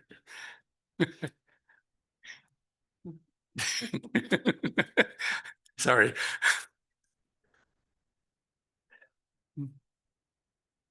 Paying attention. Mayor, Council, can you repeat the question? Sure. Okay. When does a building exceed their fire capacity or the number of people they're allowed to have inside, or does it include the entire site or just the building? So when we go out in conjunction for a new business, we look at the occupancy type, if it's going to be, a restaurant, the seating positions, and we usually calculate the fire load capacity based on the square footage, based on the type of seating they have. Is it movable? Is it fixed? There's different equations for that. Then we also look at the outdoors. And because anticipation, if you have a lot of customers outside and you get a storm like today, where are they all going to go? They're going to go inside. So now you just increase your capacity. So okay, we so look at both, but I would say it'd be safe to say that, we calculate the interior square footage based on what they're doing, the type of business, and then calculate the square foot per person and give them a occupancy load. Okay. It's also the building code official looks at that, and most architects, when they design a new construction, have already calculated that for us, and we just go out there and just confirm what was designed is what we see. Hopefully that answers your question. I think that's pretty close, because I'm just curious about, a place getting very popular and then having a large crowd come in, into the facility. And then at one point, do you exceed the fire capacity, of that facility? And, in case of emergency, something like that. Right, and so that's something that we have to consider. Usually it's temporary. If it got, rain and then they all congregate back outside once the storm passes, like it normally does in New Mexico. The other thing to consider too is this has come up.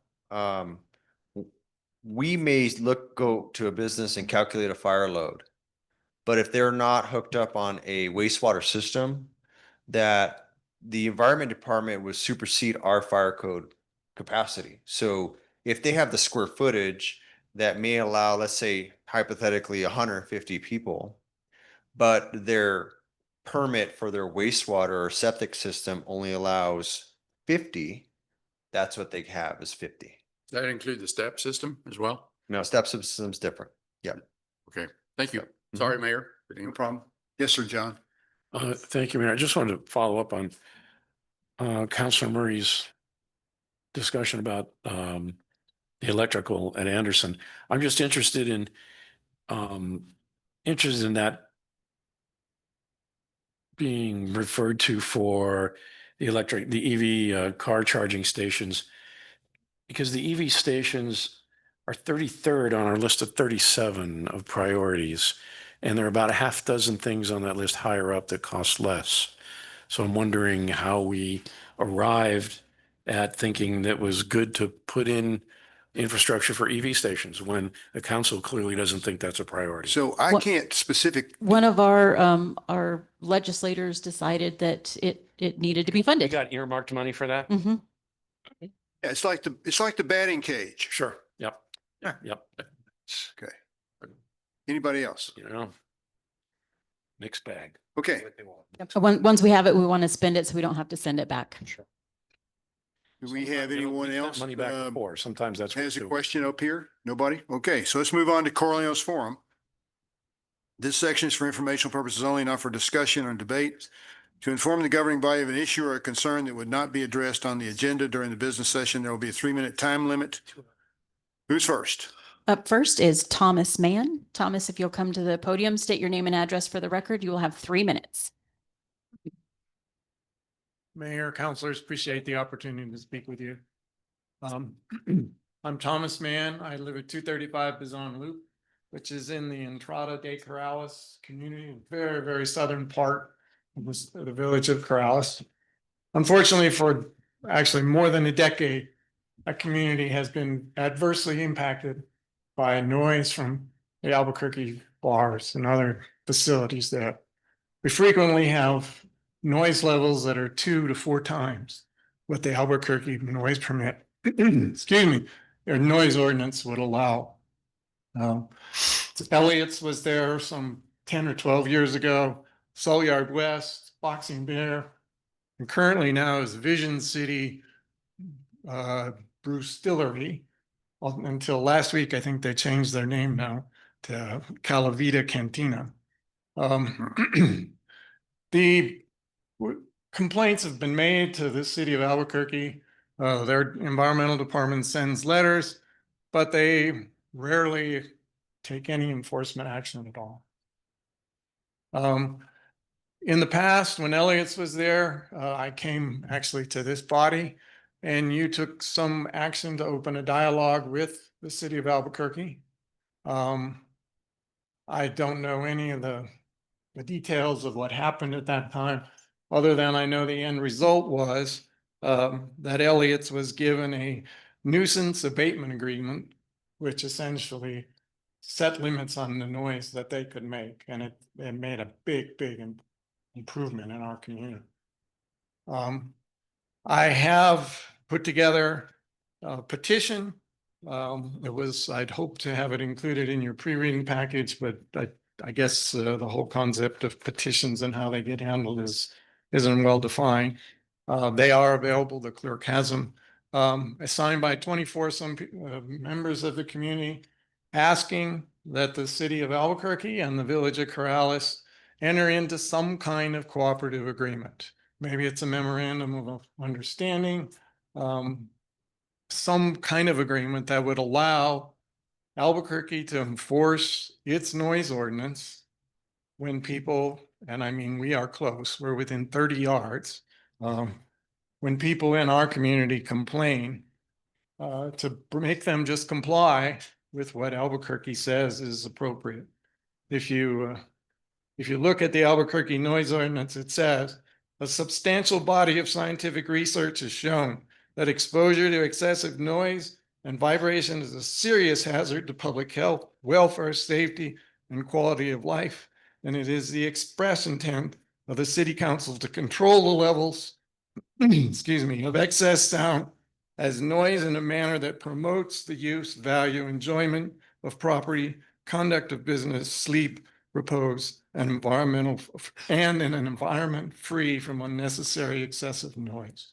Thank you. That's your time. Okay? Mayor, may I ask, Mr. Mann a question? We have a question for you. Sure. Mr. Mann, if I could, are these outside amplified speakers? In fact, I have a picture right here.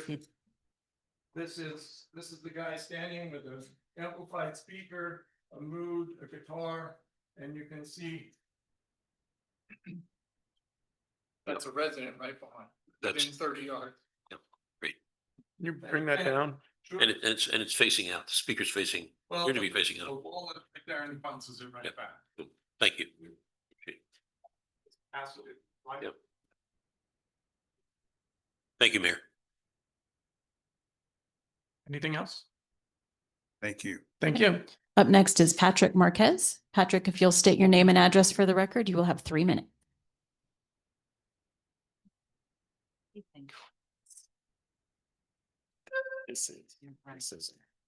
My name is Patrick Marquez. I live on 1470 Hollywood Boulevard, Corrales, 87048. And I did a little bit of show and tell here at the car park.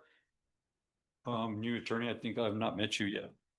But I'm not here in reference to SCAFCA for the last 27 years. Hopefully I still have a driveway when I go home. But anyway, this is reference to Hollywood again. So now Hollywood Road is completely messed up, and we welcome the new guy. And first of all, Chief, Mr. Mayor, Board. So I've been in front of you guys before in reference to Hollywood Boulevard. SCAFCA's still there, but the road is already bone dry again. It's done, dirt wasted. The guys were out there last week. They did the road, and it's gone. And so my understanding is that you guys are going to be doing the budget now in July. So here's a little bit of video just on the bottom part, reaching the stop sign. Let me put that. And I got a 4Runner, and this is what we'll go through. And I don't know if you can pick up the video or not.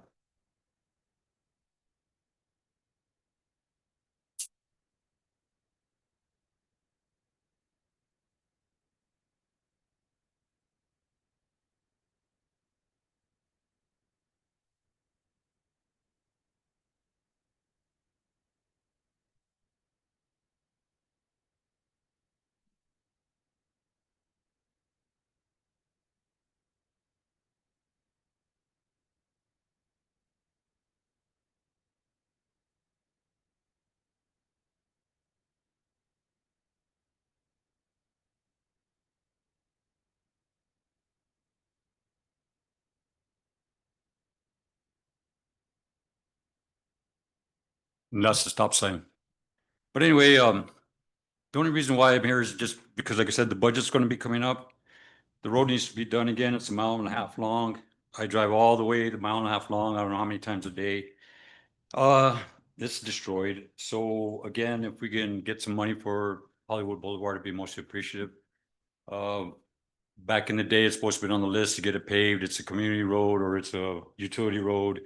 So between the fire department, Chief Maricopa, everybody else has been down Hollywood Boulevard. They know what it's like. And we're just here to again, bat for the boys. They're the ones that do the hard work. They're the ones out there busting their butt days after days. And they're out there again yesterday, day before yesterday, and it's already toast again. So keep that in mind, please. I'll be back. Thanks. Okay. All right, next is Marianne Washolik. Marianne, if you will state your name and address for the record, you'll have 3 minutes. Did I get it this time? Woohoo! Great. Okay. 15th time is the charm. Okay, my name is Marianne Bashoik. I'm at 272 Monero Road. I'm a groundwater hydrologist, and I was a member of the water committee whenever we had one back 5 years ago. And I just had a few comments about groundwater in Corrales and contamination. Just maybe, I'm not against the system we're talking about, but there's some things you need to understand a little bit more about Corrales. Most of the wells, somebody had asked how deep are the wells? A lot of the wells are about 150 feet, and that's the groundwater wells. Septic systems typically deal with the upper 10 feet. We have a lot of sand here. By the time the water from the septic system reaches the well, it's pretty clean. I mean, that hasn't been a problem. That doesn't mean there aren't some shallow wells. There are shallow wells. They shouldn't be there, but they are. And there is the Rio Grande. So it's possible that someday the septic systems might contaminate these things. The water committee found no evidence that there is any ongoing contamination between most of the people's septic systems and the wells. Now, absence of evidence doesn't mean that there's, you actually don't actually have that happening, but we didn't find any records or any contamination whenever we were doing our work. I wanted to address this.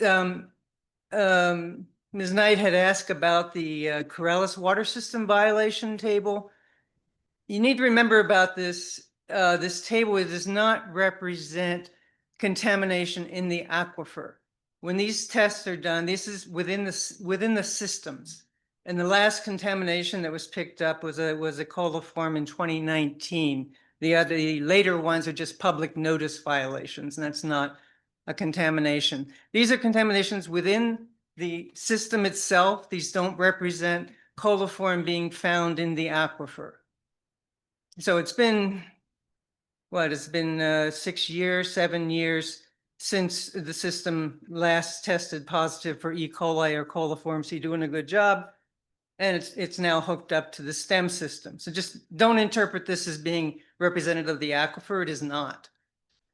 That said, it would be great if we could have a village-wide monitor system so we could find out if there are areas where there is contamination, or if there isn't. We don't have that. That's something the water committee had recommended.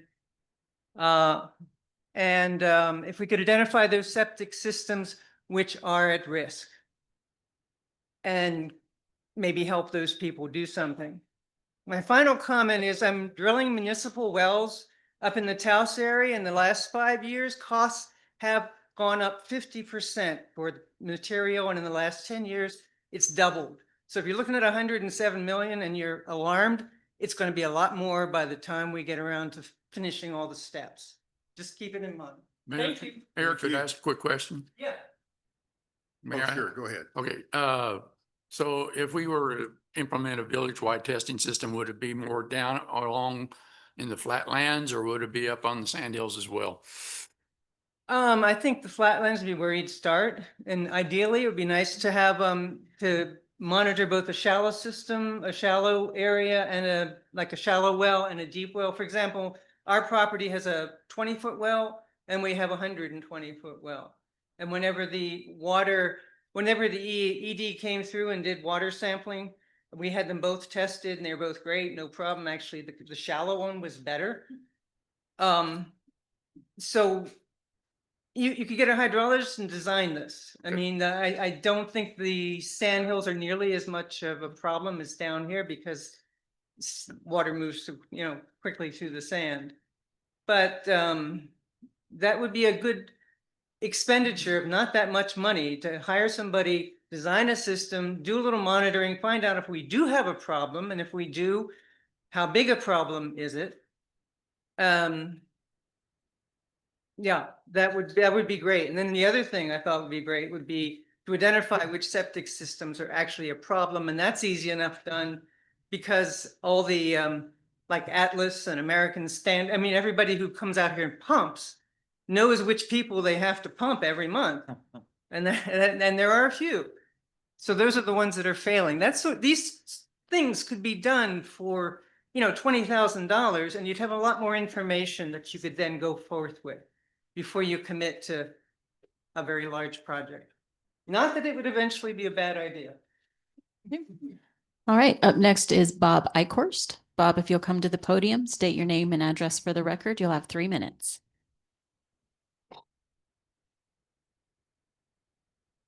My name is Bob Eichhorst. I live in Corrales. I'm glad this study was a preliminary study. There are so many assumptions and fables in this engineer's report that if it wasn't preliminary, we were in trouble. But I do have a question. On the wastewater fund, it shows in 2023 that it lost money. The other years, you guys were making $64,000 the year before. Did we lose money? And is it supposed to be a money-making sewer system? No sewer system that I know of is a money-making sewer system for the city. But you guys made almost 40,000 and 64,000. And in 23, you lost 7,000. Look at it carefully. Look at the alternates very carefully. I've been in this business my whole contracting career. Look at it carefully. And no, you don't have to put water in at the upper end. You put in a gallon at the upper end. If the system is inspected properly, it will flow. May not get the whole gallon down. It'll flow. So don't worry. Another point, the microphones are moving further and further away from the people. Councilor Burkett is very good. Scott is very good, or Stewart's very good, but the microphones just keep getting further and further away from you guys. I keep getting older and older. It's not working. So please speak into your microphones. That's what they're there for. And I did notice that the zoning code enforcement lady has retired. I would ask you, do not replace that position until you go through and fix the HOA parts of your zoning ordinance that are just killing us. You have absolutely turned us into an HOA, and you have put in stuff. For years, they tried to get a weed ordinance in the ordinance. We always fought it and killed it. All of a sudden it went through. I've got a friend down here, letter after letter after letter, because one horse, but not a solid fence between the road and the corral, had to rake up the horse apples every week, or there was a letter sent. If you get another code enforcement person, hold off for a while. Let's go through your P&Z zoning ordinances, because they are terrible. You are in violation of Amendment 4 of the Constitution. We need to clean them up. And there's no reason not to fix them. Thank you. Thank you. Okay, next is Gray Howell. Gray, if you'll come to the podium, state your name and address for the record. You'll have 3 minutes.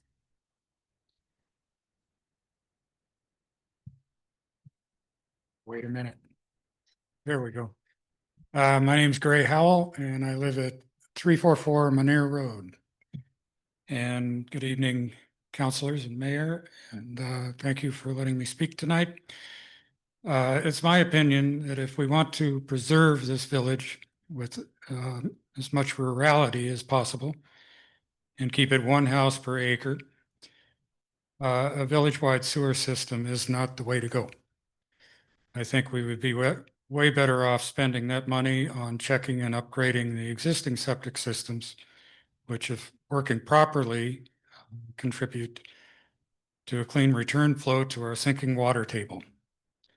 It's not just the wells that need it, but the trees and all the life that they support for our water table.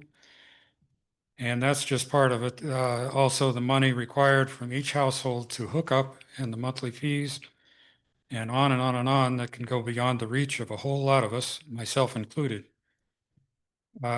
Also, I'd like anybody who's interested in Southwest Water. There's a really good book that was written probably 50 years ago or so by the name of Cadillac Desert. And I highly recommend it. It's about our west disappearing water. You might find it very interesting. Thank you. All right, up next is Fred Sherman. Fred, if you'll state your name and address for the record, you'll have 3 minutes. I'm Fred Sherman, and I'm at 80 Camino Vega Verde, which is on Entrada de Corrales, which used to be Albuquerque when we bought the land and then became Corrales. We do have the sewer of Albuquerque, which didn't figure it out for maybe 10 years, 15 years, and we didn't have a sewer bill, but that's an ad. It's a nice quiet place. We live about 8 houses in, and I don't have much noise from Alameda except for sirens occasionally. Each time somebody buys the brewery over there, they decide to put some sort of noise maker system in it to bring in people, and it's horrible. And the new one is as bad as it's been. In the past, you guys have figured out how to fix it. Please do it this time. Thanks. Thank you. Next is Patrick McClernand. Patrick, if you'll come to the podium, state your name and address for the record, you'll have 3 minutes. My name is Pat McClernand, 2968 Corrales Road. Mr. Mayor, councilors, I want to speak briefly about the proposed $106 million sewer system project and how it directly affects the rural character of our village. At first glance, a new sewer system sounds like basic infrastructure, but in reality, it lays the groundwork for something much bigger and potentially irreversible, the loss of our low-density zoning and rural identity. First, once a public sewer becomes available, the minimum lot size requirement that protects our open space, currently 3/4 of an acre by NMED and 1 acre by Corrales, can legally be challenged. That's because septic systems are what force these larger lot sizes. If the septic is no longer needed, landowners can subdivide and developers will be eager to help them do it. Second, we're not just dealing with local decisions anymore. Across the country, states are stepping in to override local zoning in the name of housing affordability. With new sewer infrastructure in place, Corrales becomes an easy target. The main technical barrier to high density will be gone. Third, the engineering report itself assumes full parcel build-out when calculating wastewater flows, up to 41,000 gallons per acre in commercial zone. That's not planning for preservation, that's planning for growth. And finally, the proposed system includes grinder pumps and lines designed to serve denser clusters of homes. In plain terms, we're building a system ready for infill and multifamily units, not just maintaining what we already have. So what can we do? We need to be clear-eyed. The project isn't just about water quality. It's a Trojan horse for higher density provided by the proposed system. We risk losing what makes Corrales unique. Water quality is a major concern, but with minimal growth projected going forward, the performance of existing septic disposal systems does not threaten our water. Only increased density by choice or outside control threatens our future. A sewer system may help modernize infrastructure, but it'll open the door to Corrales becoming just another indistinct part of the metro area. The PER doesn't advocate for rezoning, but its technical recommendations make rezoning inevitable. Let's plan smart and protect our village. Thank you. Up next is Teresa Lopez. Teresa, if you'll come to the podium and state your name and address for the record, You'll have 3 minutes. I'm not up here yet. Mayor, quoted from your editorial comment from the mayor's message, 6/13/25, you wrote that Americans should insist on preserving military values of duty, respect, honor, integrity, and personal courage. Those were some of the words, but I noticed transparency wasn't one of your words. I think it should have been there. You said we should defend the attributes of diversity, character, and honor the rule of the law. These are not only military values, but also values that our grandparents, mamas, and daddies taught some of us. All of us in this room should always carry those values with us in every part of our lives. You also said the armed forces should not be pawns in a power struggle, just as we Correños shouldn't be either. My personal opinion is that the mayor's message shouldn't be used for any kind of political words. I just thought it was illegal anyway, but it should only be used for things pertaining to the village and its residents. I looked at the words that led editorial comment, and it said, unlike objective reporting, editorials express a specific viewpoint, as you did, and aim to influence the reader's understanding or opinion. As I've said before, Mayor, we Correños are not stupid. We know when Flag Day is. We know how to find out, understand, and form our own opinions. The mayor's message should only be about the happenings, the real happenings in the village. Transparency, there's that word again, that it need to be made a lot.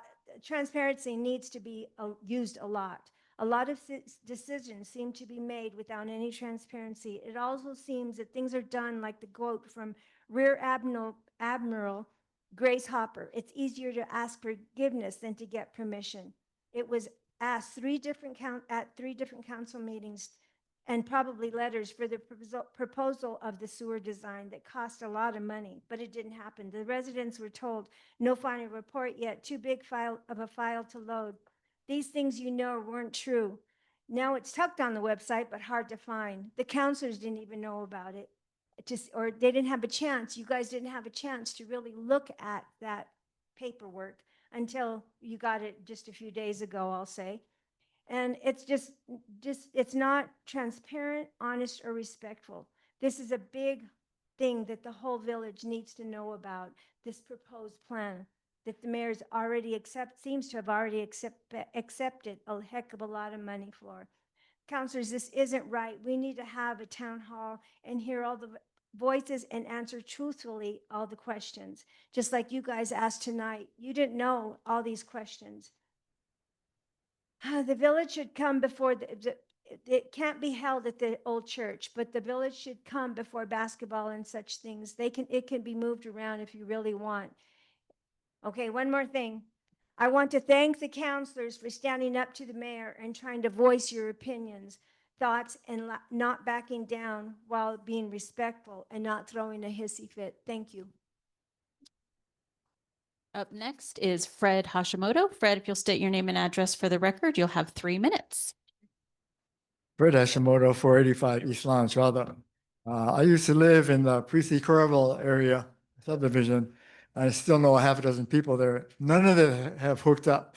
Their pipeline was put in 2 years ago, and none of them have hooked up. None of my contacts have hooked up, and they don't know anybody who has hooked up either. So that pertains to what Councilor Burkett asked. Zero significant medical justification for a village-wide sewer system is given in the preliminary report. The report cites 3 locations, the Corrales School, Rec Center, and the Muni Complex, which has shown water bacterial contamination. These sites have many hundreds of users concentrated in a very small area. For example, Corrales School has 400 students, teachers, and staff together on a few acres.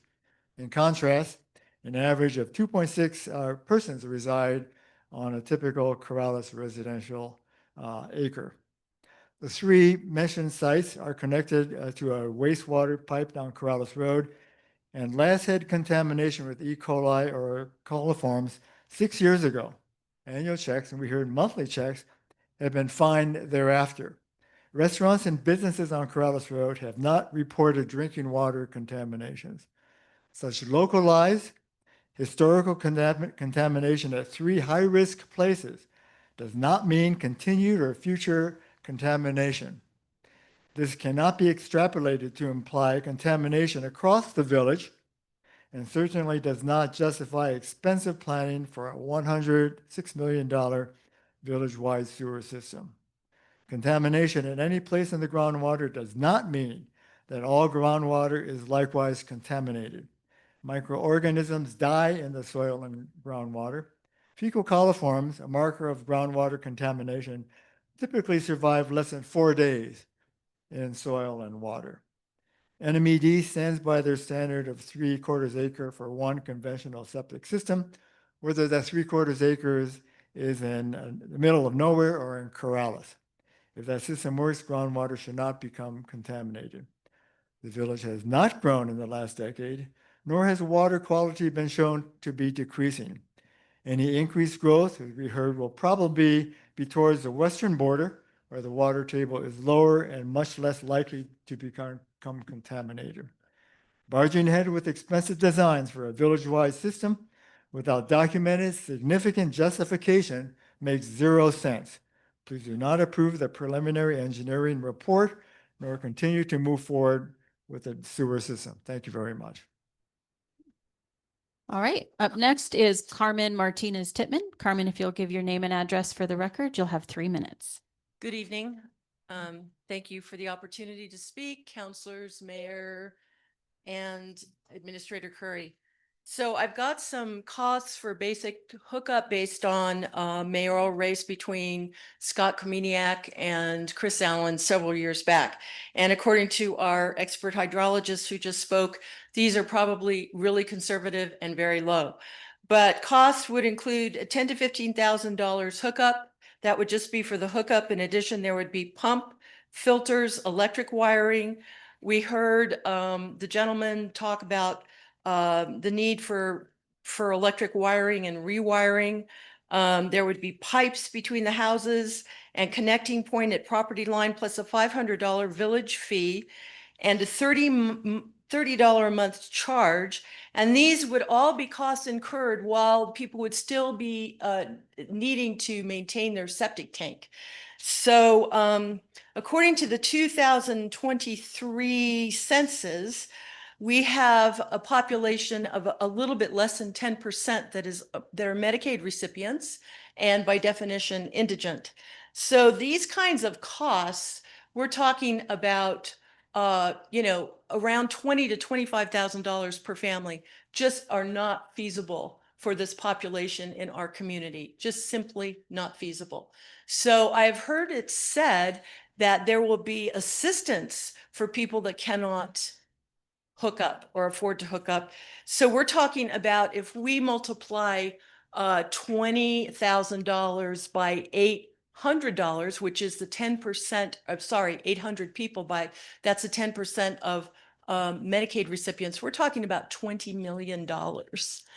That would be what would need to be given or assisted to people to hook up that could not afford it. So where is this money going to come from? That's my question.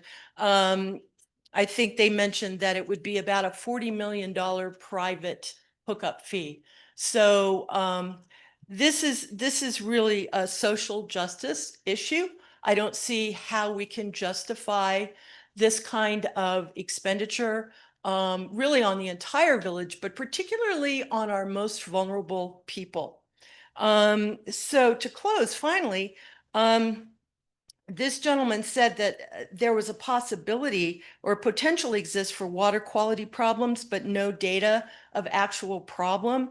So I didn't hear any data in this report. And if there was data, wouldn't the environmental department be sort of watching us or all over us? So I certainly hope that we would gather data before we would make any step forward. Thank you very much. Next is Bill Perkins. Bill, if you'll come and state your name and address for the record, you'll have 3 minutes. Thanks, Melanie.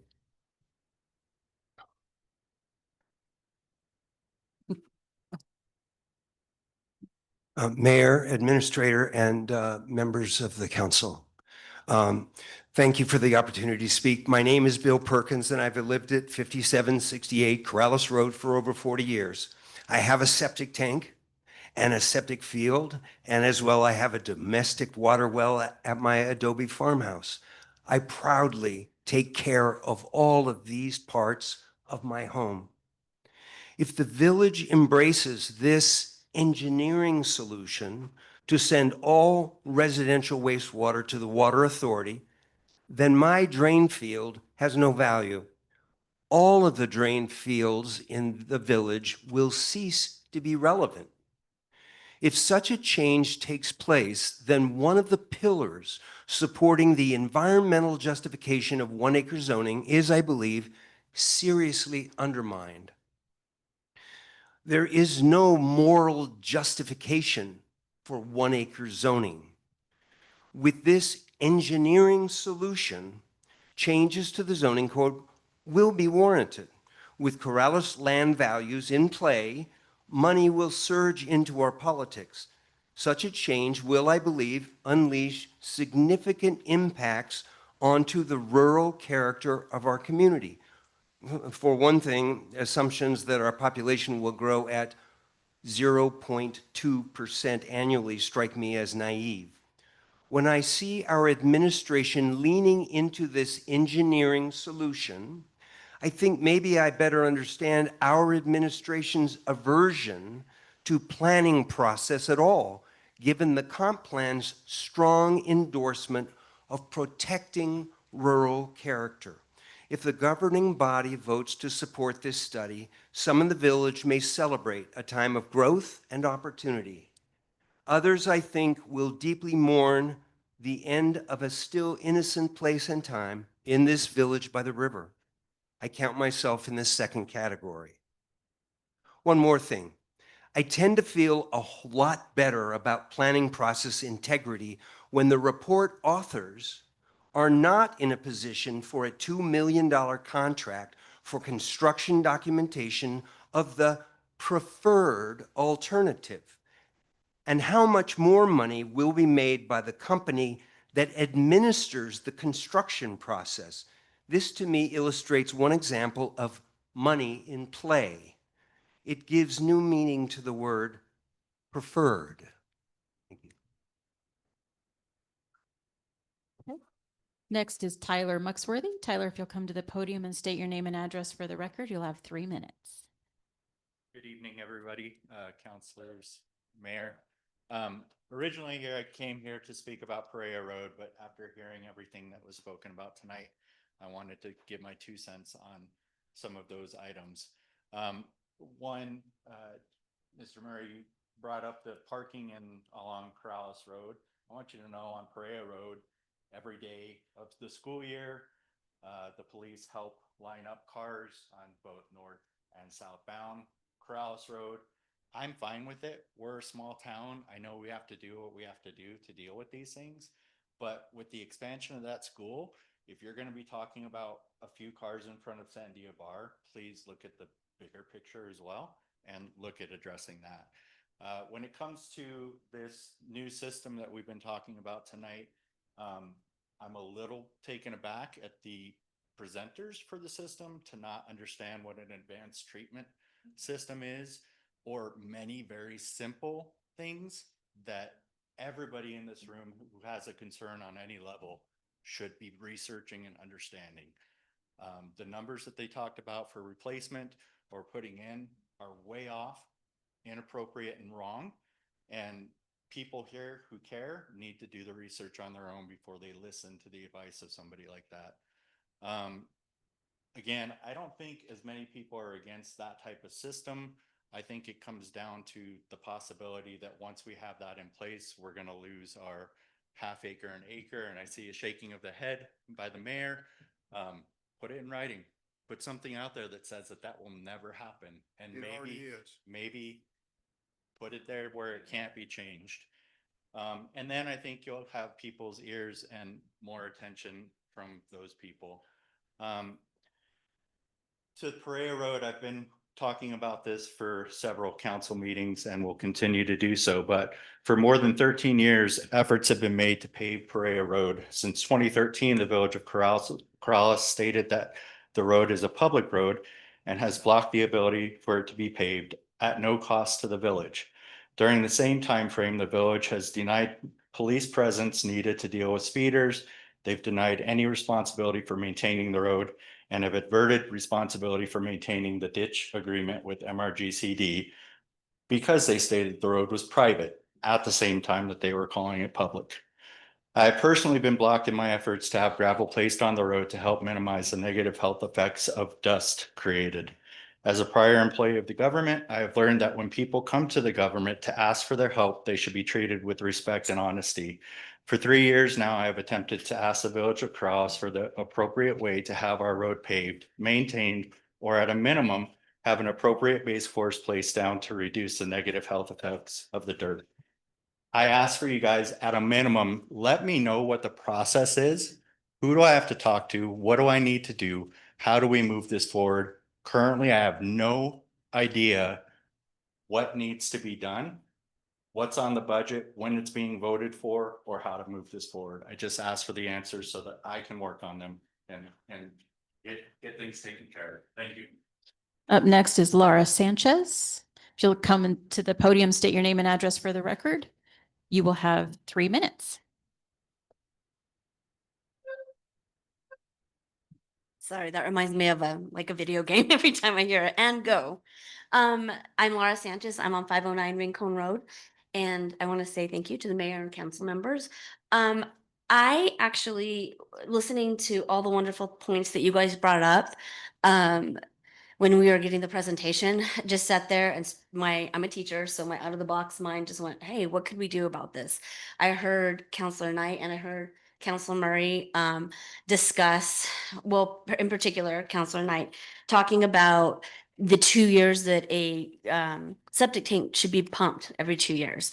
And then I got to thinking, well, that's what we need to be doing. And I've actually heard our expert here also talk about that. So is there a cheaper way that we could be thinking about using that money, and hopefully not $106 million, but looking at what the price tag would be and to create some sort of, I don't know if that water committee exists still or not. I'm sorry, I don't know that, but where we're looking at creating a program where we go out and have some sort of schedule where we're looking at the properties or do it by quadrants on rotations of which properties have been getting their septic tanks pumped.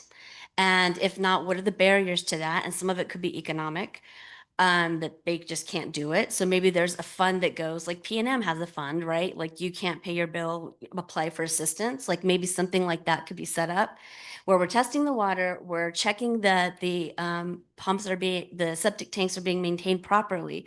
And I was just thinking that we have oversight for all these other things, like Mr. Eichhorst brought up about the weeds in our yard and the junk in our yard. I would really love to see the money go to a safety concern that I really hear the mayor pointing out, and I really want to acknowledge that I hear that. But why can't we creatively find a way to have oversight of something that affects our health? I mean, the weeds are unsightly, and we do need to make sure that they're not causing a fire hazard. But in terms of citing someone because they have to scoop up the apples that their horse didn't eat, I would rather my money go to making sure our water is safe in a cost-effective way. And I don't know what that looks like. I'm kind of an idea person. I'm out of the box thinker. What could we do? And come up with an alternative plan where we're using our money to make sure that the village and the villages are taking care of their septic systems, because when they're working, they're working. And I really do feel like I heard that from some of the council members. And I feel like if we put a committee together to kind of start brainstorming, like a think tank type thing, and looking forward, where could we put our money to help our citizens do that? I mean, I myself, I'm a single mom, I'm a teacher. It could be cost, I can do it, but like every 2 years could be costly. Can we figure out a way to address the problem in that manner? And I just leave you with that. Thank you. And up next, Mr. Dan O'Brien. Dan, if you'll come to the podium, state your name and address. Oh, okay. Yeah, okay. Then that is everybody. Oh, okay. So now we'll move on to the consent agenda. Consent agenda, the minutes. Counselors Forum. I'm sorry, what? We forgot the Counselors Forum, sir. Oh, gosh. Do I have to let them talk some more? Okay. Counselors Forum. This section is for informational purposes only, not for discussion or debate, to inform the governing body of an issue or concern that would not be addressed on the agenda during the business session. A council member may respond to an issue or a concern brought up by a resident in the preceding Coriolanus Forum, but to remain in compliance with the Open Meeting Act, the subject will not be up for debate or discussion. Who wants to start? Councilor Woolman. Thank you, Mayor. We recently received a report from Amy Bell on an update a coordination plan for the properties recently acquired by the village and how they can be integrated with existing properties. As Councilor Knight pointed out, this was requested 2 years ago by Councilor Miera. What the presentation showed were a number of flip charts similar to those used during the discussions of the comp plan, the ACD, and the community center, as well as more background on the village. What was not presented was a coordinated plan. Ms. Bell asked for another 3 to 4 months to do research on the properties. As I pointed out, Administrator Curry coordinated detailed appraisals on all the properties in question before they were purchased. The council had extensive discussions prior to their acquisition. Ms. Bell worked with a number of retired architects who live in the village and volunteer their time. Whether it's lack of resources or focused time, the residents of Corrales are not any closer to concrete plans for the properties they've purchased. We've all worked very hard to get to the point where the village now owns the downtown core. This is a rare opportunity to create a long-lasting legacy for which the community can be proud. I propose a work study with these architects to get the best plans to move this concept forward. I propose we hold this work study no later than July 17th and that it be separate from a scheduled council meeting. Also, as a follow-up to our meeting last fall in this chamber, I would request that the administration reach out to New Mexico Department of Transportation to determine the latest on the use of Corrales Road for the Pathways Project and to report to the council no later than July 22nd. Thank you. Councilor Murray.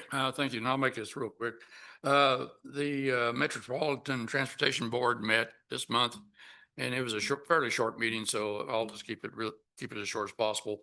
What they call the Transportation Infrastructure Program, we updated that with 7 agencies and 20 amendments to the 2024-25 amendments. We adopted our Open Meetings Act, and then we also distributed the board member handbook. So that's it. Exciting. Councilor Alsobrooke.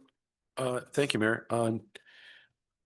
Just two things, none of which are anywhere near as weighty as anything we've been discussing. One, just regarding the 4th of July parade, this year's registration process was much better because it did not automatically rule out tractors as being unregistered vehicles. So I appreciate that change by the Park and Rec. However, when I went to register, there's 3 simple questions. What's your name? What's your date of birth? Which they want to determine whether I'm an adult or not. So I will lie to them and let them think I'm 23. But there's a third question that asks me my gender. I don't see how there's any relation to anything needed in order to register to walk in a parade where someone needs to know my gender. And so you can't register without filling that in. I would ask that Park and Rec look at, and I know there's not a lot of time left before the parade, but I would ask they look into that and figure out why that's there, because it's a third-party vendor who's doing the registration, and it just smacks of hidden marketing, and I don't know what else. But so there's that. Second, and this is from Mr. Audio, really. As I was sitting listening to all of the the proposals about hookups and how we can help people and the restrictions and requirements and sort of minimize the impact. I had the stray thought, and I'm no legal expert, so I ask you. If someone is forced to hook up to the step so that their septic field no longer has a function, is that a form of taking? Probably not. I mean, what happens normally in these situations, as we've talked, is the septic fields that would require to be replaced are at the end of their useful life. Dysfunction. You know, they're going to have to replace their septic system. And takings normally has to do with when you're taking away something that someone has a vested right in, like they're a home. You know, if you've been in an A1 zone and suddenly we said that's going to be a commercial zone and you need to move out, that would be considered a taking because the right to that zone has been in the code and they had a right to rely on that and live there. In order to take it away, you'd have to give them a very long window to be able to continue to use it. Albuquerque had, when they changed zones way back in the 1950s, a 50-year window before you could actually change a use of a property, because there's still value to it. But the person who had bought it as a residence gets to have that value. The septic system itself, probably not. I mean, it's obviously a complex question, and we're going to actually talk about that later on in accessory uses of other uses in the noise ordinance context. So, Okay, thank you. Yes, sir. Councilor Murray. Thank you, Mayor. Well, just one more question. Mr. Mann brought up the point of, is there a possibility that the village in Albuquerque could reach a memorandum of understanding about the noise? I don't see why not. We have to get them to talk to us. Okay. Is that something we can look ask? into? Okay, thank you. You know, we can ask a lot of things. We don't always get a response. I mean, you would think that would be unusual, but that's sort of sometimes what happens. Thank you. Who else? Okay. So now may I move on to the consent agenda? Yes, please. Thank you. Approval of minutes from June 10th, 2025, regular council meeting, and the resolution 2520, a budget adjustment resolution. Do I have a motion to approve? So moved. And a second? Second. Go ahead. So. It's a resolution. Councilor Mira, how do you vote? Yes. Councilor Wallman? Aye. Councilor Knight? Aye. Councilor Alsobrook? Aye. Councilor Burkett? Aye. Councilor Murray? Yes. All right, now we move on to new business. Consideration action and approval of resolution 2521, approving the final ICIP list and rankings. Remember, the ICIP, as we pointed out earlier for Councilor Alsobrook, it's kind of a wish list, and we have a whole bunch of, they've got 37 things on there. And many times toward the end of the session, the legislators will look and see what's on there that they can give us money. If they have 50 grand, 70 grand, something like that. And that's how we got a batting cage. And I'm not sure that's how we got the 100,000, but that could have been. Do I have a motion to approve resolution 2521, final ICIP list? So moved. Do I have a second? Second. Any further discussion? Yes, sir. Quick Councilor question. Murray. No, I was right. Who? Okay, Councilor Burkett. Yeah. Oh, you say? I'm just curious on wastewater collection. We have project costs at $16 million. That appears to be off by about $90 million. Yeah. I Should think we- I think that's actually something that was put in by Michael Chavis many, many years ago. Do we need to update that or does it matter?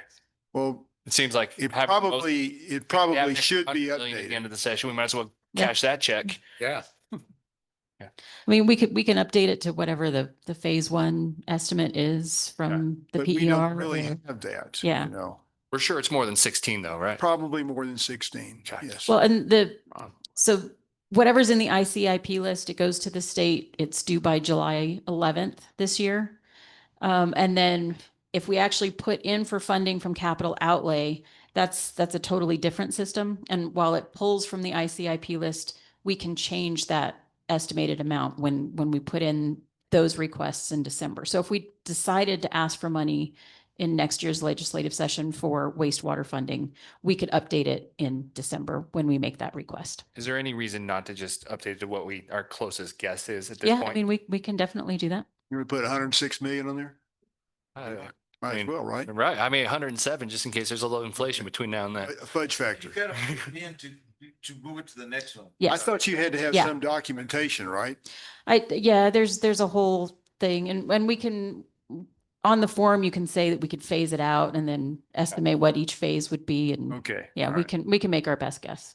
Yes, sir, Councilman Murray. Yeah, so my big gripe is why we even rank these things? Because if they're going to pick and choose out of this list, might as well just name them all number one and we'll consider them all important and then they can choose whatever they want. Because the system won't take it that way. I have to put a ranking on it. I understand, but that's, I understand your frustration though, How Counselor. long have you been a counselor? well, the point is that we got items on there like you say, are 20 years old Perhaps. and we'll never get them funded the way it's ranked. So why even rank them? That's my big gripe. Because in the end, Mr. Mayor, you put in, you say, this is my number one and my county's number one and my city's number one issue, so, or number three issue, whatever. Whatever it may Comes in be. handy. Yeah. There you go. You heard it from a legislator. Somebody's time to go to bed. Yeah. Okay. How do you vote, Councilor Mira? Yes, sir. Councilor Woolman? Aye. Councilor Knight? Aye. Councilor Alsobrook? Aye. Councilor Burkett? Aye. Councilor Murray? No. Okay. Be that way. Yes, I will. All right, so now we go to approval and ratification of Mayor James Fahey's signing of water rights purchase agreement with seller Ed Mazel, who is the court-appointed special master. And as you remember, this is the 230 acre feet of water rights, excuse me. You mean to tell the story? Oh, yeah. Oh, gosh, yes. I forgot all about you. So the village administrator is going to tell us a story. Let's run crazy. Yeah, thank you very much. Thank you. Thank you. I'm getting tired, guys. So in early January of this year, Lynn Sieverts, Parks and Rec Director, got a phone call from Mr. Miguel Cordova and asked Lynn if the village had an interest in water rights. And Lynn said, I believe we do.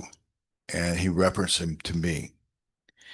So about on January 15th, I got a phone call from Miguel and had a conversation with him. And I asked him to give me some paper talking about the water rights, where they were coming from, what type they were, and so that I could see what we were talking about so that we would proceed. So he sent me that information on January 17th of this year. Upon receiving that, I consulted with a village resident, former state engineer and longtime friend of mine, Mike Hammond, and sent him a copy of the paper that we received. Mike looked at him, discussed him with me and the mayor, and they were not surface water rights, as a lot of people often refer to as 1907. They were groundwater rights, 1956. And the groundwater rights are much more unusual, much more unique. And so we set up a meeting with Mike, Ed Mazel, who is the attorney that represents and is also special master, represents Mr. Miguel Cordova, and Kim Frazier, who is a water rights expert that appears frequently in front of the state engineer. We had that meeting on February 14th of this year. And we determined that this was worth pursuing. And we made an offer to them after consultation. And as the council knows, we've had this discussion with you.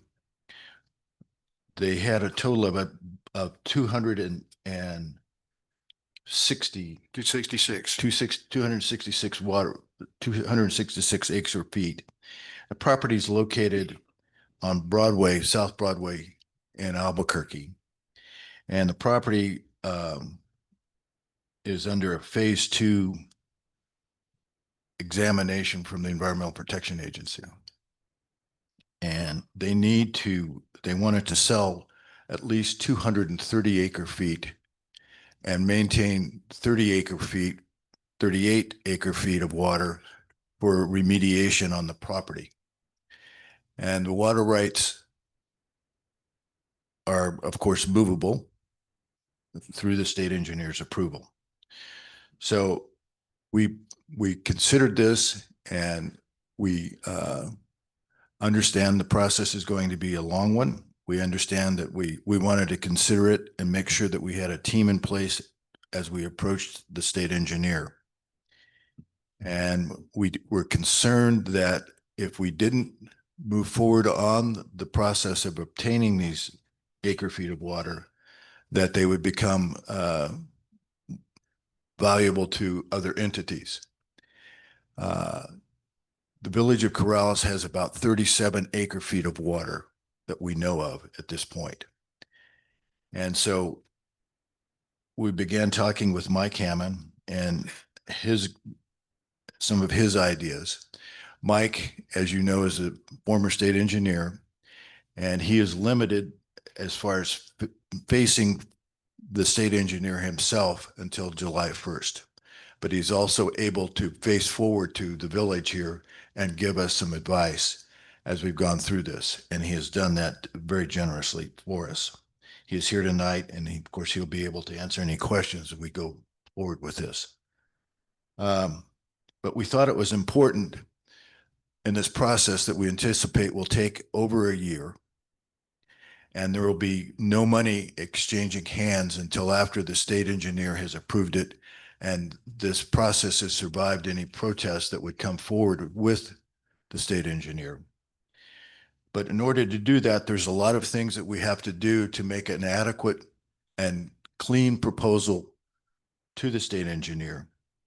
So we believe that it was important to bring on a number of people to help us with this. So along with Mike, who is acting strictly as a resident and a helpful soul to the village of Corrales, we're bringing on John Stomp, who is a contractor who will perform water resource planning and other professional engineering services to develop a short and long-term water resources plan for the village.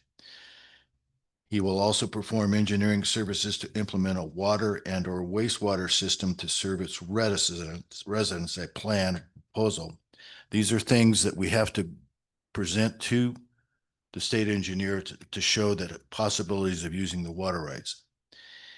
Contractor will evaluate existing water rights and permits owned by the village to develop and implement a plan to combine or commingle the village's water rights.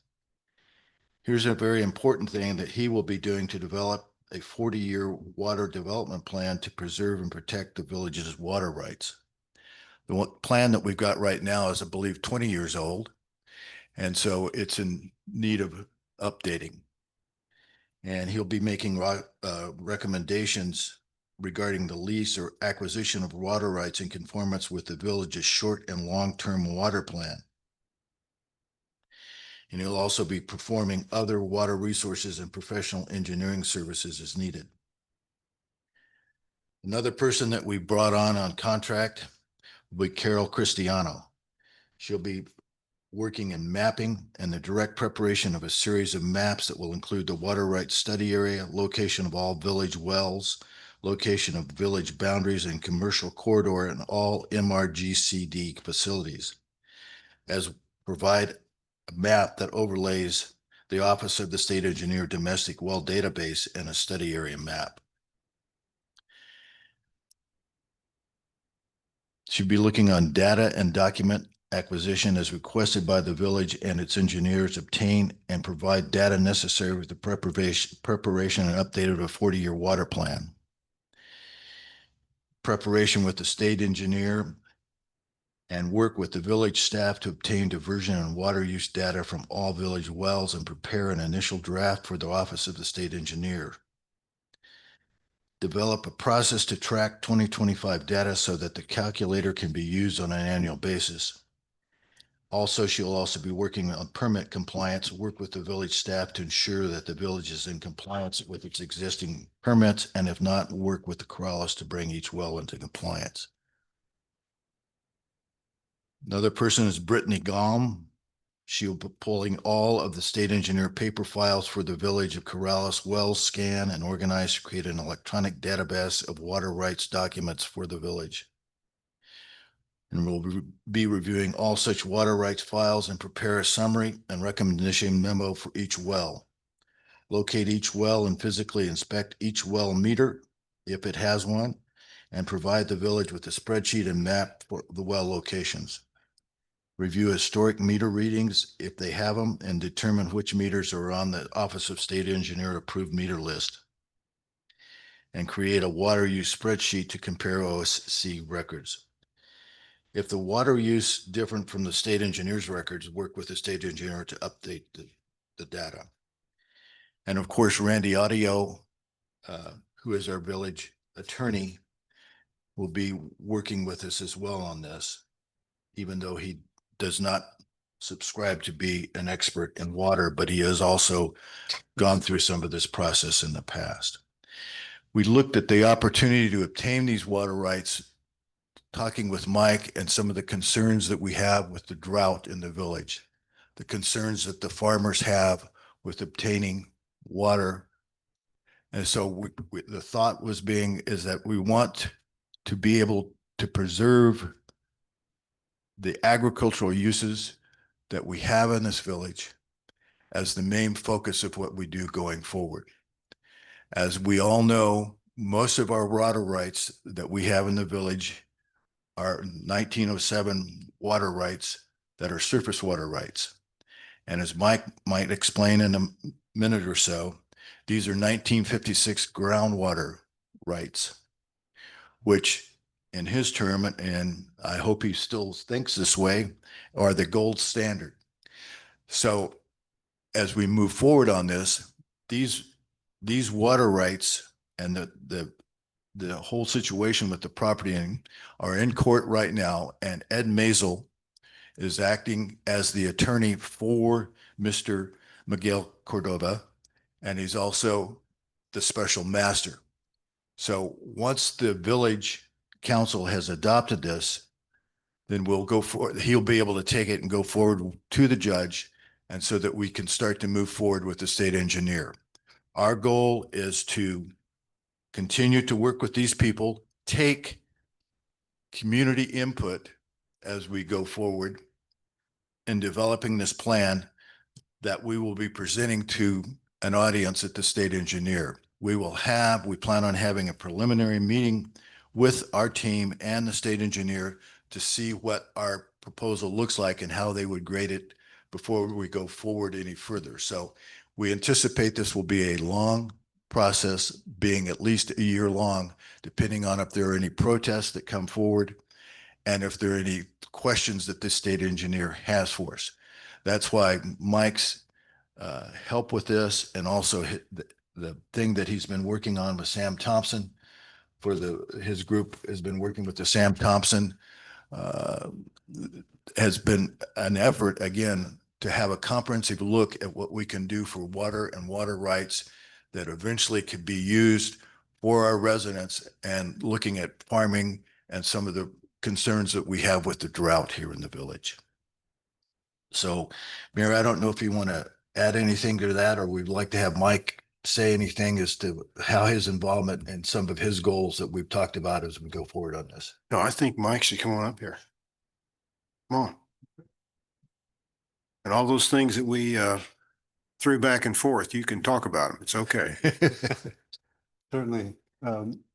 Mayor, thank you, Administrator Curry, members of the Village Council. It's a really good thing that I think fell into the village lap with these what they call pre-1956 groundwater rights. I think the actual priority date that the state engineer has validated in the past is 1953 for these. And I think also that the offer that was put out on the table to purchase the water rights is actually a really good opportunity for the village to acquire a substantial amount of water for a very reasonable price in my view, given the understanding of the value of these pre-56 groundwater rights and the preliminary look that we've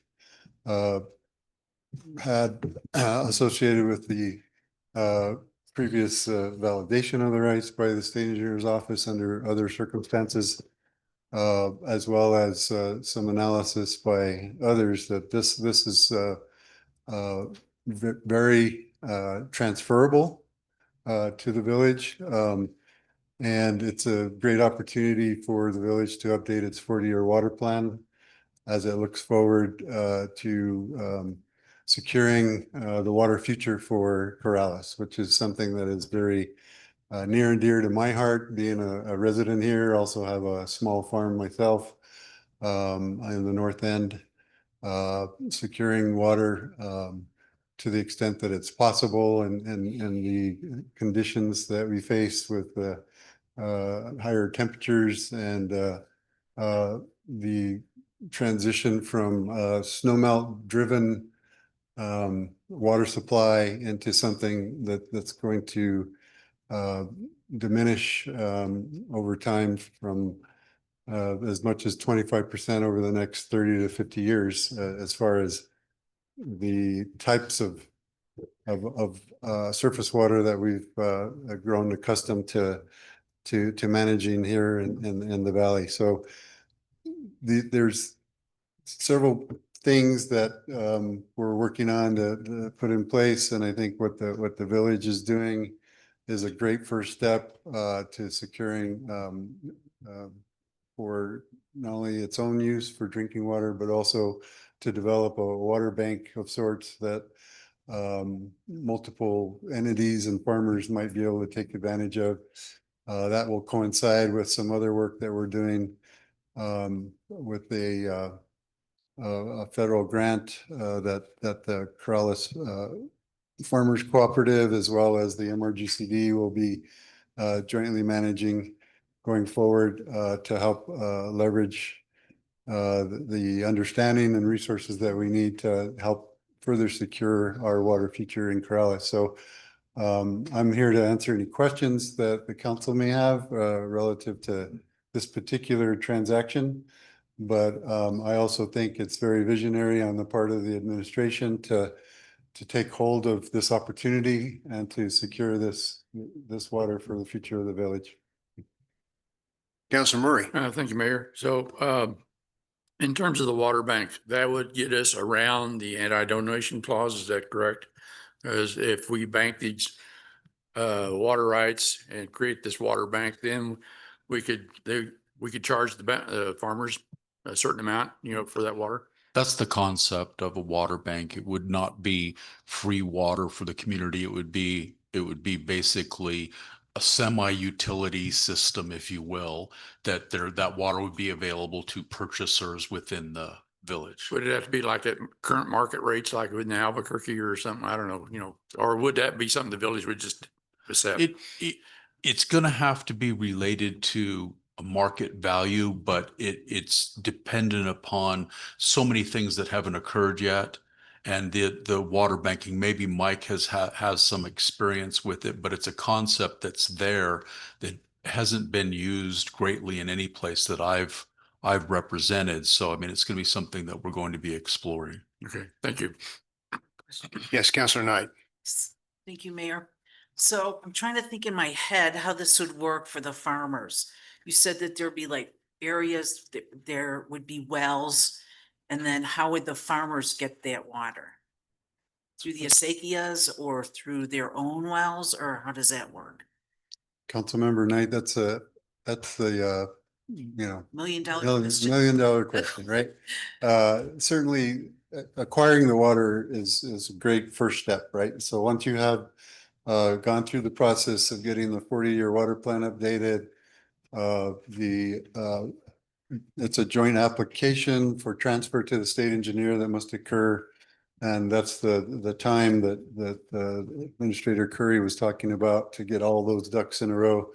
But once the village has acquired the water right, that presents opportunities for you to not only utilize the water in your existing wells, but also to expand the well field under the guise of how the 40-year water plan is set up, that the village would consolidate all of its water rights to do the business of the village going forward, which could include expanding additional groundwater options through the process.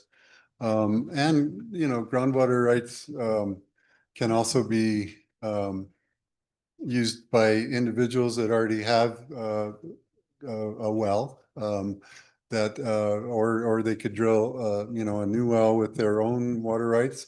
But they could also have a system of various backup well that the village could either work with a group of farmers. So that one of the things that we hope to do with the grant that we've acquired is to do a pretty comprehensive study of where all the farm ground is, how they're consolidated, how they currently get their water, what sort of supplemental water opportunities they would need.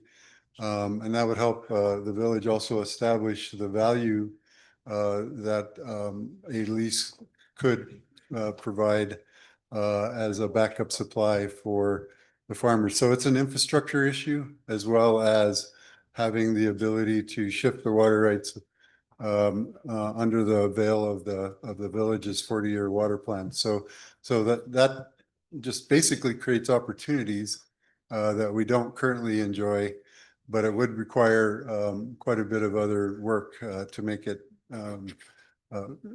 readily available.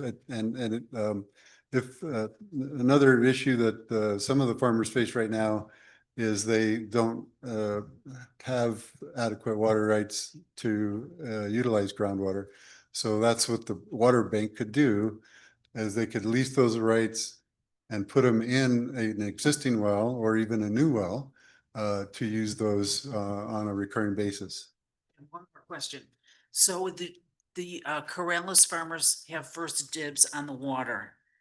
Like say, maybe we have enough rain, you know, in 1 year and we bank some of that. I remember Tessa talked to us about banking water, but I would want to make sure that the Corrales farmers had the first dibs on any kind of water before we bank anything. Mr. Mayor, Council Member Knight, that's a policy matter for you all to sort out exactly how you would set up any kind of water bank or leasing policy. We're not to that point yet. I mean, we threw around the idea of piping and making pipes available, you know, to hook in and meter for different farmers in different areas, but we don't know where all the farmers are who need the water, and we know they need water. I mean, you know, at the end of the season, they need water, but this is something we've just talked about. We're trying to do it in a way that we conserve the water, put it in pipes, don't put it in a ditch. Perhaps use drip irrigation more, all these different ideas. And these are all probably things that we're going to talk about with the 40-year water plan, as well as that $500,000 grant that you guys have. Right. So we haven't gotten to that into the weeds yet. We're just kind of starting throwing ideas out there. Okay. But no, I think that it's going to be village water and it's going to be used by the village people. So, you know, that's where we would start. Yes, sir. So Mike, the bottom line is it's a rare opportunity to get this water and that we can bank it. And the amount of money that is being requested of us is a really good deal. But in the end, we start out with about 37 acre feet. And after we are able to push this project through, we're gonna have 267 acre feet. You know, we may have more than that. Well, up to that point, that's what bottom line is, yeah. Because realize that we had a bit of a disagreement over the Gonzalez property with the ditch rider, and explained to him that we own that. And Jason and whoever was in his office, they straightened that out. So we don't even know we don't know how much we have actually. And that's what part of this deal is try to find out what we have. So we're starting out with about 37, give or take 5 or 10. Yeah. In the end, we're gonna land But up, hopefully we'll get 230. the land will go 230 some pound, 267 in the end. Yeah. Thank you, sir. And the interesting thing is, the group that worked on the 2020 water plan, they identified that the village would need over 1,000 acre feet of water for a village-wide water system. So this is just, the beginning of what we're going to have to do for the village. We don't know what's going to happen in 10 years, 20 years. I mean, the water is going to be there. We just may not be getting it. That's all. Yes, sir. Councilor Burkett. Thank you, Mayor. Just hopefully an easy question. The version of the purchase agreement we have in our agenda only has one signature on it. Does a version of this exist with multiple signatures on it? I think it's just me. Correct. I mean, so do we have a version with the seller signature on it or no? I think we do. I need to go back and look. One that's, What signatures you? Well, it just doesn't seem like it's a binding purchase agreement without both buyer and seller signing it. Right.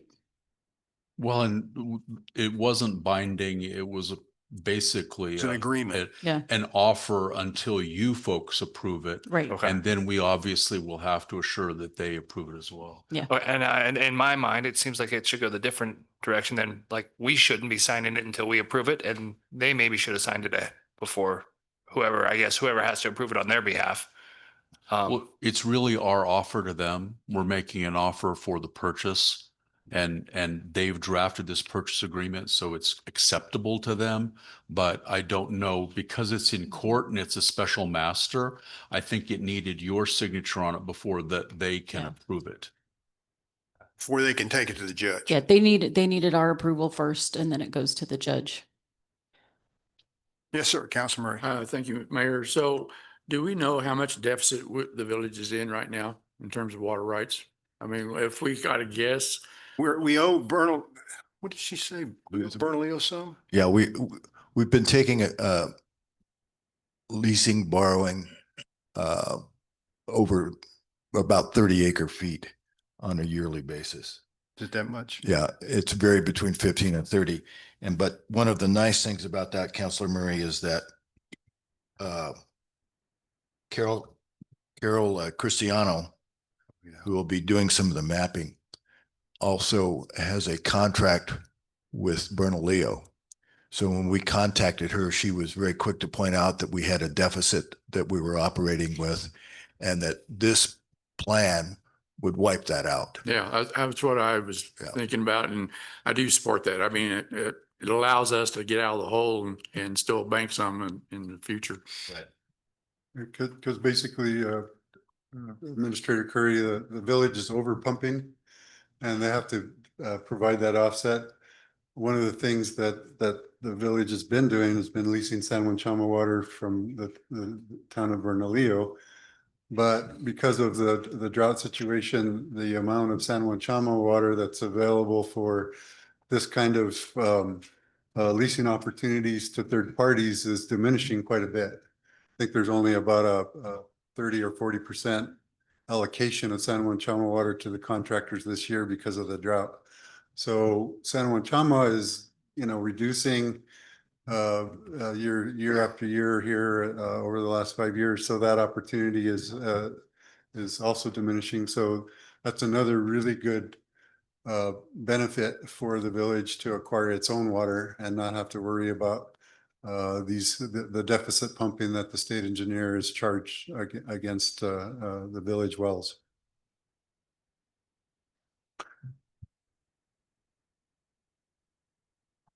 Okay, I guess they've asked all their questions. So we do need a motion to approve. I move to approve the purchase agreement. Second. So we have a motion to approve in a second. Council Murray, how do you vote? Yes. Council Burkett? Yes. Council Alsobrook? Yes. Councilor Knight? Aye. Council Woolman? Aye. And Councilor Miera? Yes, sir. Okay. It's passed. Thank you. Thank you. Thank you. Good job.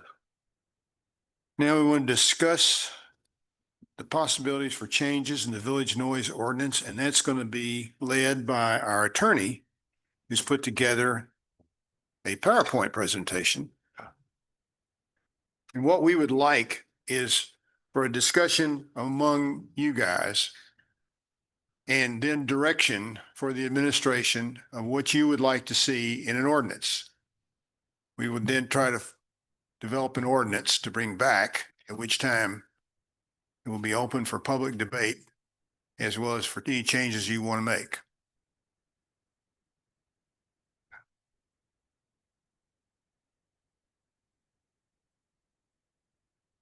Well, I was going to start dramatically tonight, but it's too late for drama. But Appreciate that. seemed No way to like- drama when you're before the. It seemed like telling a story tonight was the perfect night for it's a dark and stormy night, you know.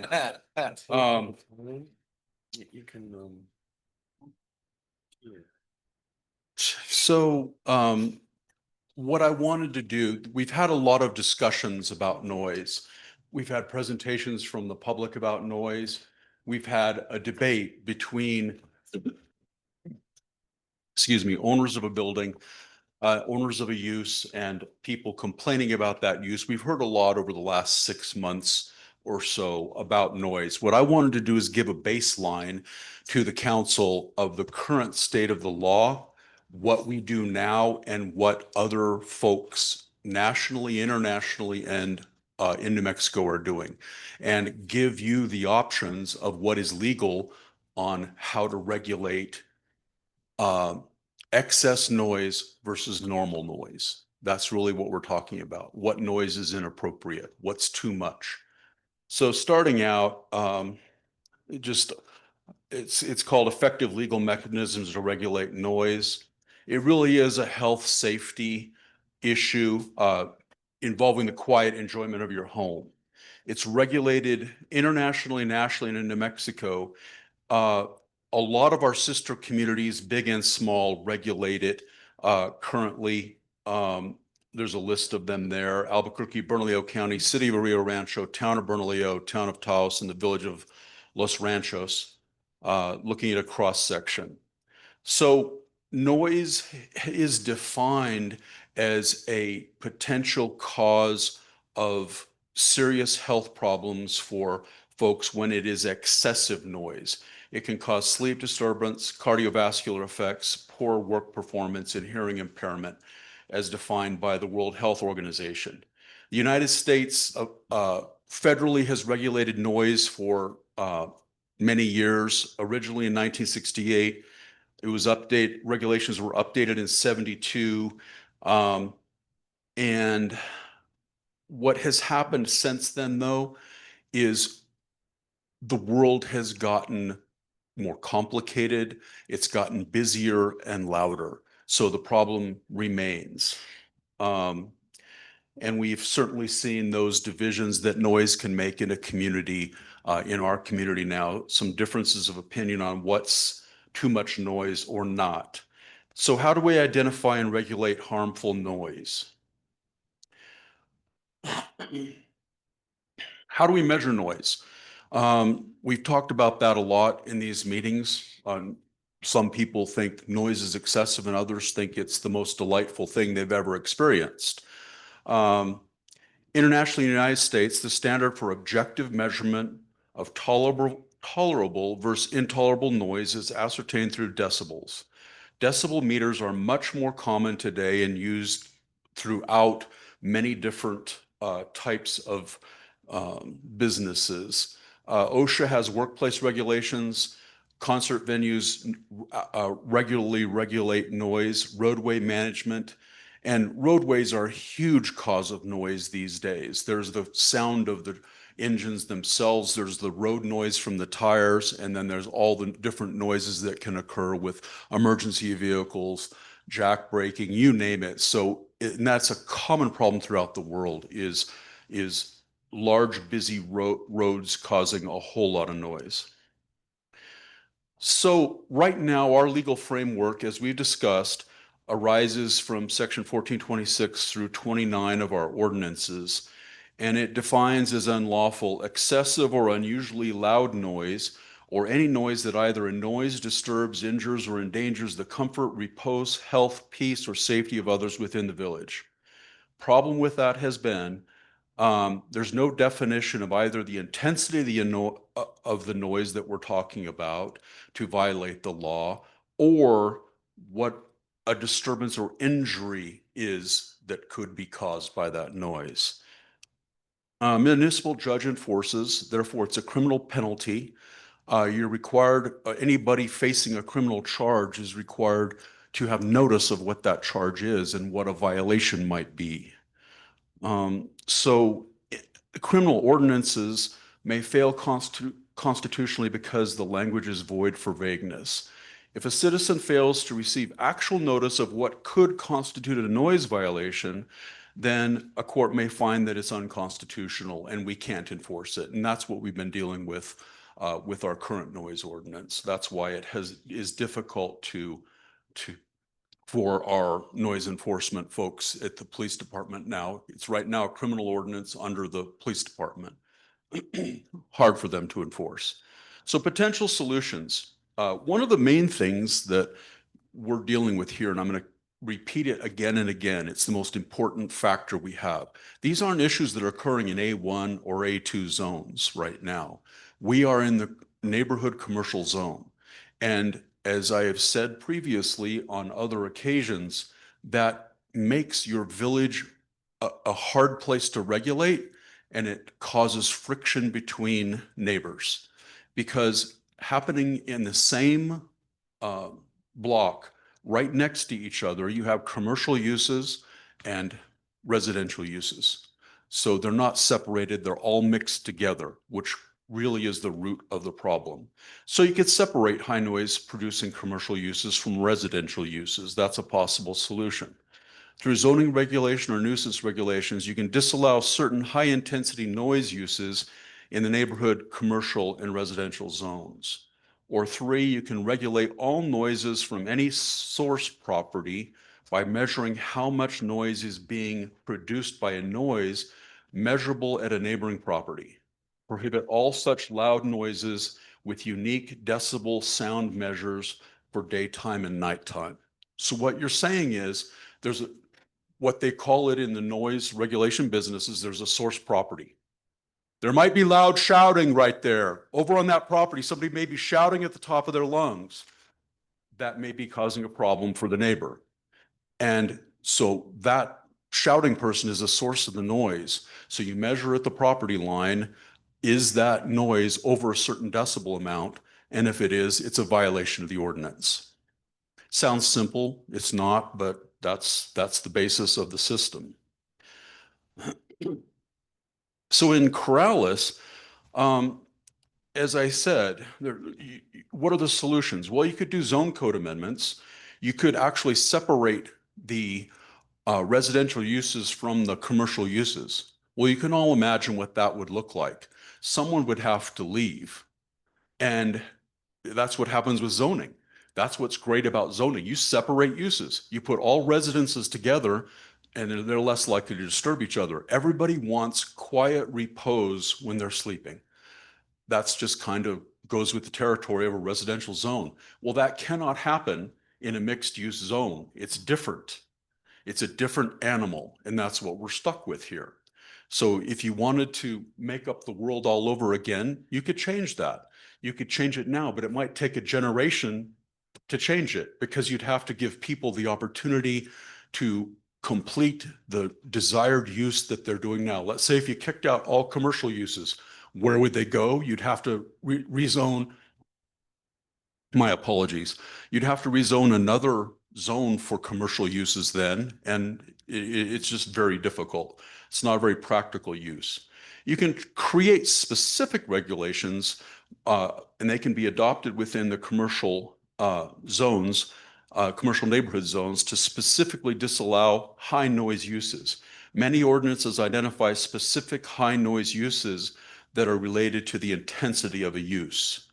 So our zoning code in this zone, it's 1837, is our neighborhood commercial zone, and there's two of them. The one is along the core, which is the CRCA, and the other is in the northwest sector. We're generally focusing on the CRCA here because it's the developed use that's at issue more often than not. And remember, that was created along with the creation of the village, and it pre-existed that.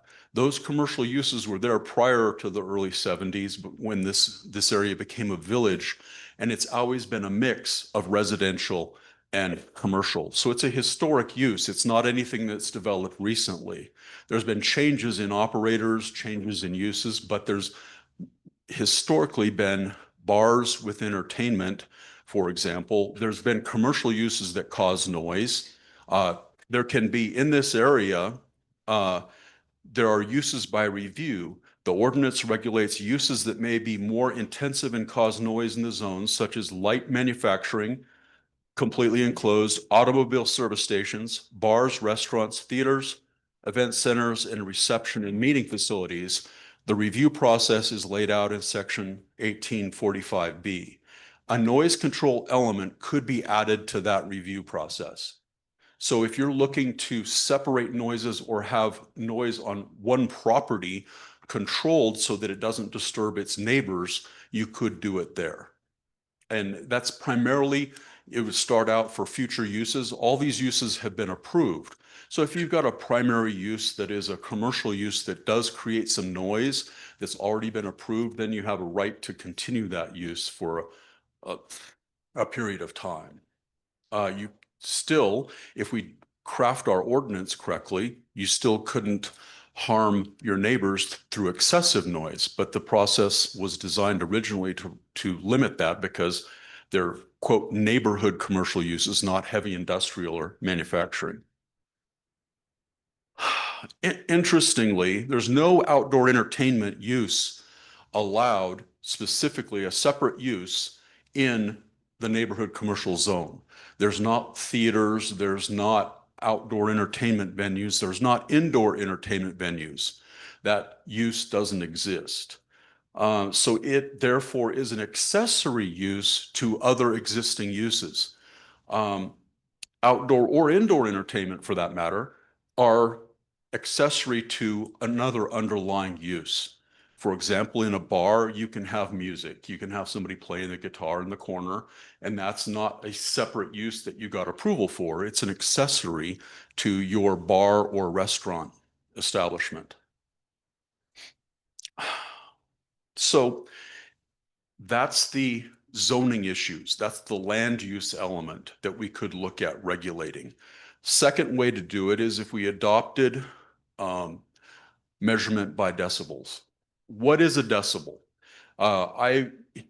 In past statements at council meetings, I had said decibels are hard to regulate. It's complicated. You have to have scientific sound measurement being completed. All that's true, but it is what all the other communities I listed in New Mexico do. There's not another good objective way to separate tolerable versus intolerable noise. And it's really important to remember, harmful sound is not tied to a specific sound source. We've been talking a lot about outdoor entertainment, but that's one cause of noise. Almost all mechanical devices create sound. Vehicle traffic is a pervasive modern sound source. Humans or animals can create excessive noise. Thunder, hailstorm, wind are all natural sounds that can be harmful enough to affect humans if it's loud enough for a prolonged enough period. Interestingly, there's some communities that regulate church bells.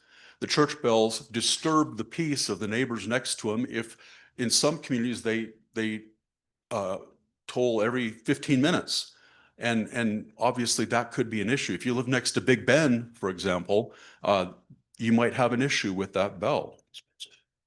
So decibels. In the simplest terms, a decibel is a unit that it measures the intensity or loudness of sound. They're part of a logarithmic scale. Okay, think kind of like the Richter scale for earthquakes. It's the same kind of scale. Put simply, each 10 decibel increase is 10 times louder. So if you go up 10 decibels, it's 10 times louder than it was. A 20 decibels is 10 times louder than 10. And 30 decibels is 100 times louder than 10 because it's tenfold again. So they increase very quickly. And that's how decibels are measured. And that's why small increments in change when you get to a higher level can have a very serious impact because it's doubling. And exponentially on a logarithmic scale, it's louder and louder. So some examples of noise. This comes from, and there's all kinds of things online about examples of decibel levels. I don't know how scientific this is, but it's an example from the Academy of Audiology, American Academy of Audiology. And there are many other examples out there. This is just done for a reference comparing different noises. So you're supposed to use hearing protection or avoid altogether fireworks, gunshots, custom car stereos at full volume. They're 140 decibels. Jackhammers and ambulances are 130 decibels. It's really uncomfortable and dangerous for over 30 seconds when you are listening to jet planes during takeoff. That's 120 decibels. Then very loud, dangerous if you are exposed to it for over 30 minutes. Concerts, any genre of music, car horns, sporting events, those are 110 decibels. Then 100 decibels are snowmobiles, MP3 players on full volume, 90 decibels, lawnmowers, power tools, blenders and hair dryers. Over 85 decibels for extended periods can cause permanent hearing loss. Then just loud. Alarm clocks are 80. Traffic and a vacuum can be 70 decibels. And obviously it's how fast is the traffic going? What's the volume of traffic? There are many variables. Moderate, normal conversation can be 60 decibels. Dishwashers, and then moderate rainfall is 50 decibels. With a tin roof, it's probably louder.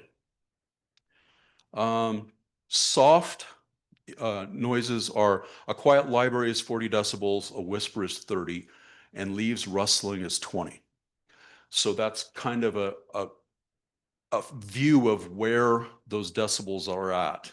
So how people are looking in New Mexico, most of our ordinances of our neighbors look at this measure of decibels.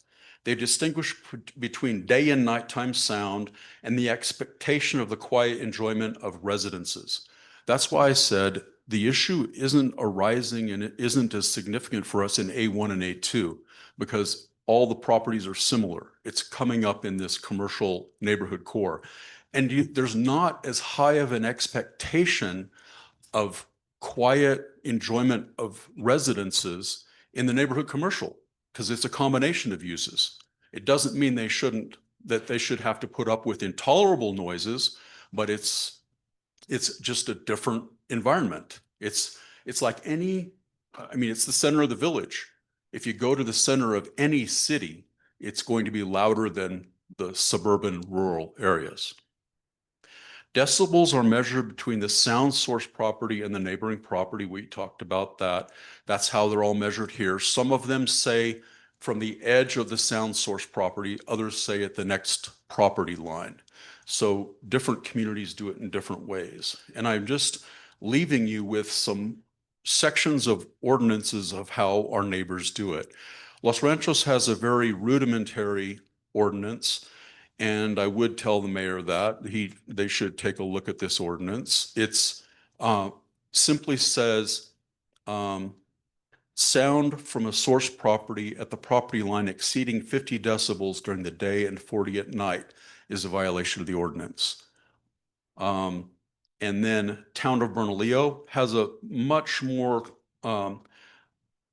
refined noise measurement system. For the decibel measurements, no sound at a decibel level over 50 at a residential property line.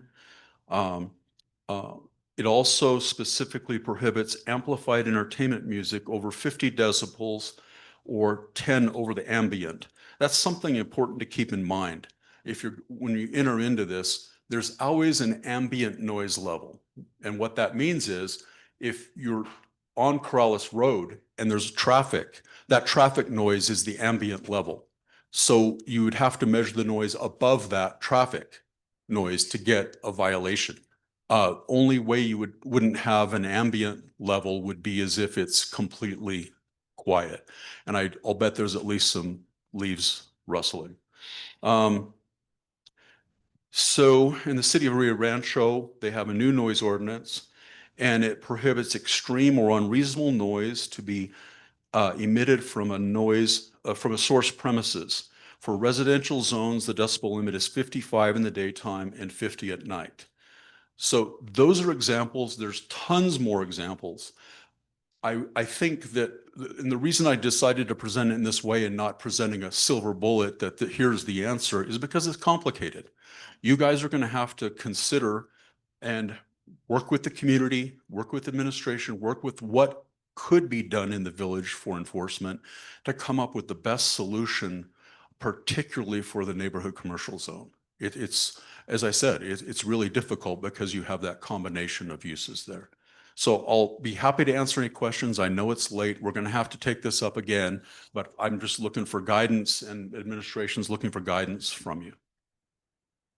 Thank you, Mr. Mayor. I'll go quickly. My question is gonna be like, we'll get rid of the givens. Go back to, if you can remember what you did, put solutions, and then a couple of slides before that, you had some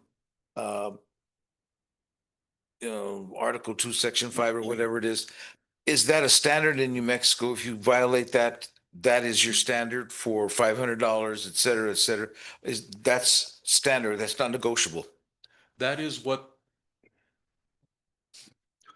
what the state statute criminal code regulation allowed for municipalities. Okay. And there's a possibility we could regulate noise with a civil process, but that civil process would have to require due process and a hearing officer to hear it. So we'd be recreating a court process. Exactly. And that's why I want to get rid of some of those, so we don't have to try that and let's try this. That's the most we can do. That's given. They can be taken to court if there's a severe violator and they've been cited several times and they're not complying. You can take them to state district court and try to abate that nuisance. There you go. And Mr. Mayor, on that same time, I was interested that we did the 20 to 30, that's 100 times more, and then to the 50, that's really getting way up there with regards to the decibels. Now, and that's at the source. So you have four sources. You have him's source, Ron's source, and Rick's source. Rick's is, let's say 10, but when you put it right next to Ron, is that 20? And then when you get it right next to the mayor, is that 30 times at the source, or is it, how do we regulate that if we stand back and we have all three of them going at the same time? Well, if you have something like that, then you would need to sort out the bowl of spaghetti, basically. You're going to have to get a measurement when those sources aren't all making noise to find an ambient measure.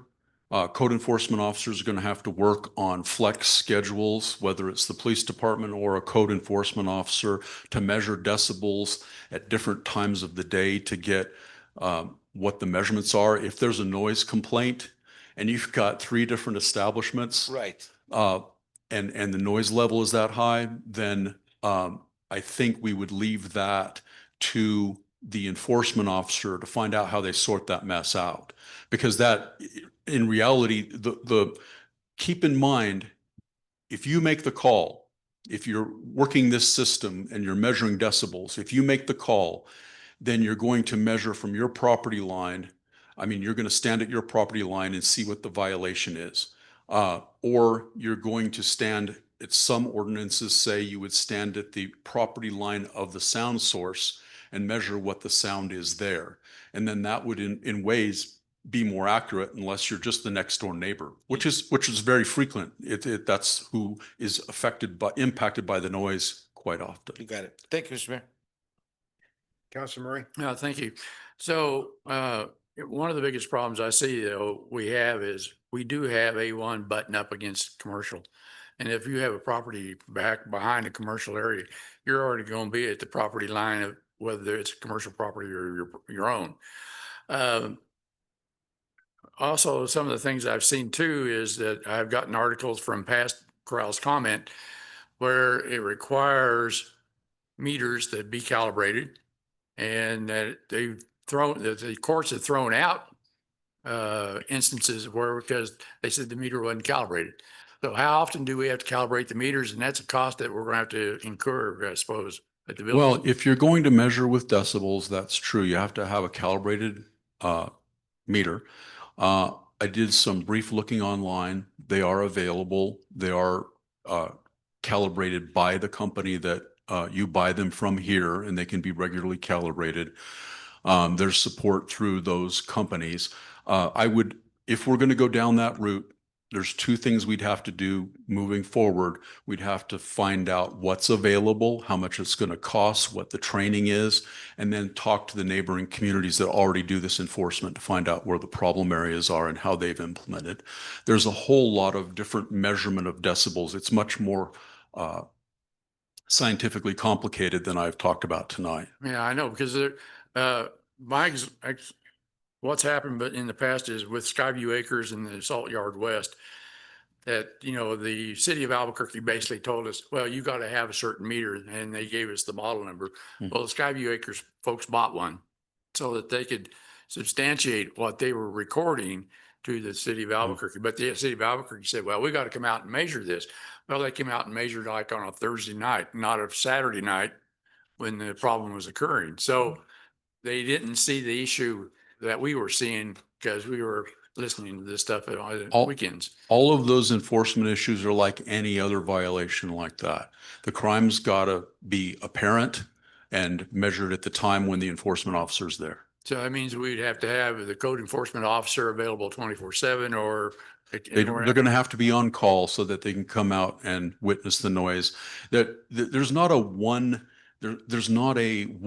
solution. There might be several of these different amendments that need to be done because there is noise that will happen in the middle of the night that is obviously disturbing the peace. For example, for Vic and his folks, that is just obviously a obnoxious noise. If somebody turns on a stereo on their porch after midnight and they're blaring music, that's something where the police can go by and tell them to turn off their stereo. Yeah. Maybe they come out and get the peacocks that are right up my back door too. There's that. You shouldn't own peacocks. I know, I don't know. I have a couple questions. So did I hear you right that said that you'd have to get a baseline of the ambient noise first? And then it would be 50 dBs or decibels over the ambient noise? Ordinances are written both ways. Just what's the noise level there at your property line from there. But as you can see from the ambient, you've got to be able to ascertain that most of the noise isn't coming from the traffic, for example. So you would need to measure the ambient and then how much the noise being created by that establishment is over the ambient. Also, I didn't see any time restrictions on there. Well, they're night and day. So most everybody does night and day. Some people do sunrise to sunset. Some people pick specific times and just all year round it's 7 to 7 or 7 to 9 or whatever that community has chosen as these are the daytime noise levels and these are the nighttime. Corrales at this point doesn't have any restrictions with time. Is that correct? I don't believe so, no. Actually, we do have one about construction noise in the A1 and A2. It can happen between 7 a.m. and 10 p.m. Just wondering about what we're talking about. Not in the noise ordinance, yeah. Councilor Woolman? Thank you, Mayor.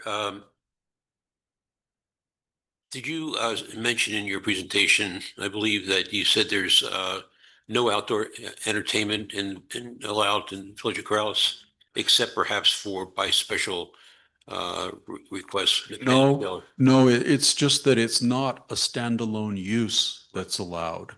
It's allowed right now as an accessory use. You know, like on residential, you can have a barn. Well, at a bar, you can have dancing and people playing music.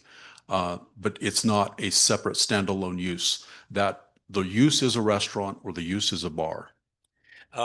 In terms of the communities you cited, and you said there are other communities, these are just examples that you cited, that use decibels. We've had, I guess, probably a year ago, we had this discussion, and the police chief spoke to this issue. And who enforces the decibel levels? It's difficult if it's code enforcement, and as you said, they may have to work. If we only have one code enforcement officer, it's difficult for them to work shift work. The police, it's difficult if they're not there at the time it occurs. Both systems are used. Some communities, the police department enforces, and other communities, there's a code enforcement officer. The bigger the community, City of Albuquerque, there's an environmental health department and there's a noise unit and there's multiple folks.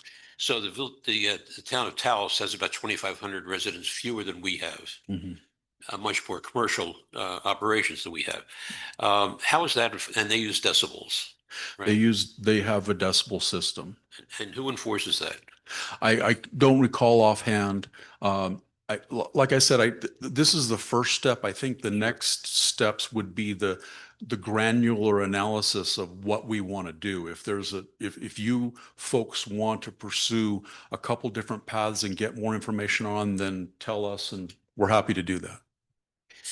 And one last question, if I could. In all the communities you looked at that have outdoor entertainment, is there any restriction going forward, acoustic versus amplified? There are many restrictions on amplified music. Amplified noise. There's something that occurred more in the past than occurs now. There would be the sound trucks driving around advertising political candidates or different products. Those were regulated as amplified music. Then there's the amplified car stereos. There was one ordinance out of the state of Washington that was upheld by a court that wasn't a decibel measure. It was a measure where if someone was 50 feet away from a car and you could still hear that car stereo, that was too loud.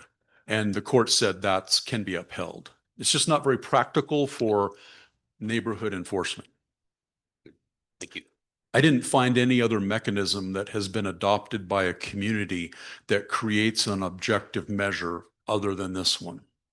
Decibel. Mayor. Yes, John. I'm not sure the distinction or encoding a distinction between amplified and non-amplified in terms of outdoor music would be that. I mean, it sounds like a good idea, but the minute you get a horn section standing on that patio with, a tuba, a trombone, and a French horn. Yeah. They'll compete with any amplifier. Interestingly, some of the literature, there are more damage to ears that occurs in the middle years to members of orchestras than rock bands, because it's all the sound all around them and you're right. Whoever said that amplified music, it sounds like there's a nice distinction there, but it depends on the instruments. It depends on the tenor voice, for example. There's a whole lot of lawyers that talk really loud and can sing even louder, and that's a problem. So. No, I don't go to musicals or operas. Not a problem at all. So are you looking for direction? How would you like to take it? So Mayor, just looking at the samples you gave us, I looked at all their different noise ordinances, and something I liked a lot about Taos was that they have this correction for duration of sound versus ambient noise. So if at any point in time a place is 15 decibels above ambient noise, it doesn't matter if it's for 1 second, that's too loud and it's a violation. They have a shorter, what is it, 1 out of 10 minutes if it's 10 decibels over, and for 5 out of 10 minutes. So there is some sense there that if you make this really loud, obscene noise, even if it's just for a moment, that's unpleasant for people involved. But if you're 5 decibels above traffic noise, that's less of an issue. Problem I have with decibels is most of these things are at 50, 55 decibels, and you look and it says that that's like a quiet office. Well, and that is a problem. And what that's designed for example, there are some places that are regulated as quiet zones, hospitals, nursing homes, schools, libraries. And so they're zoned separately. City of Albuquerque includes residences as those quiet zones.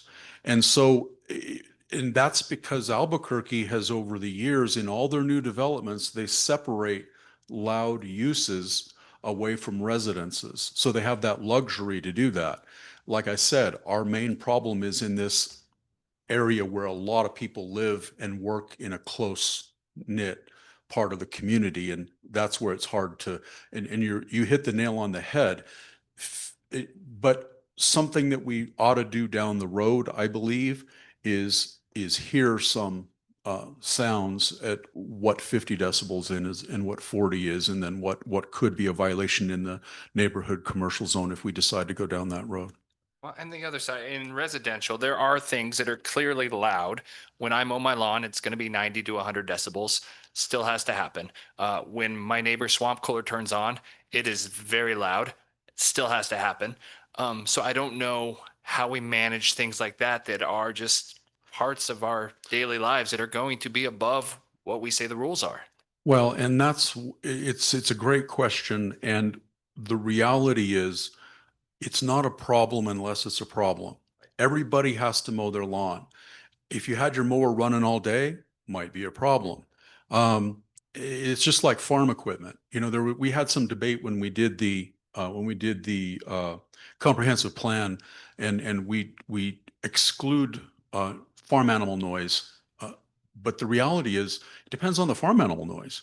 And the frequency, and that's, you brought it up, and it's a real good point.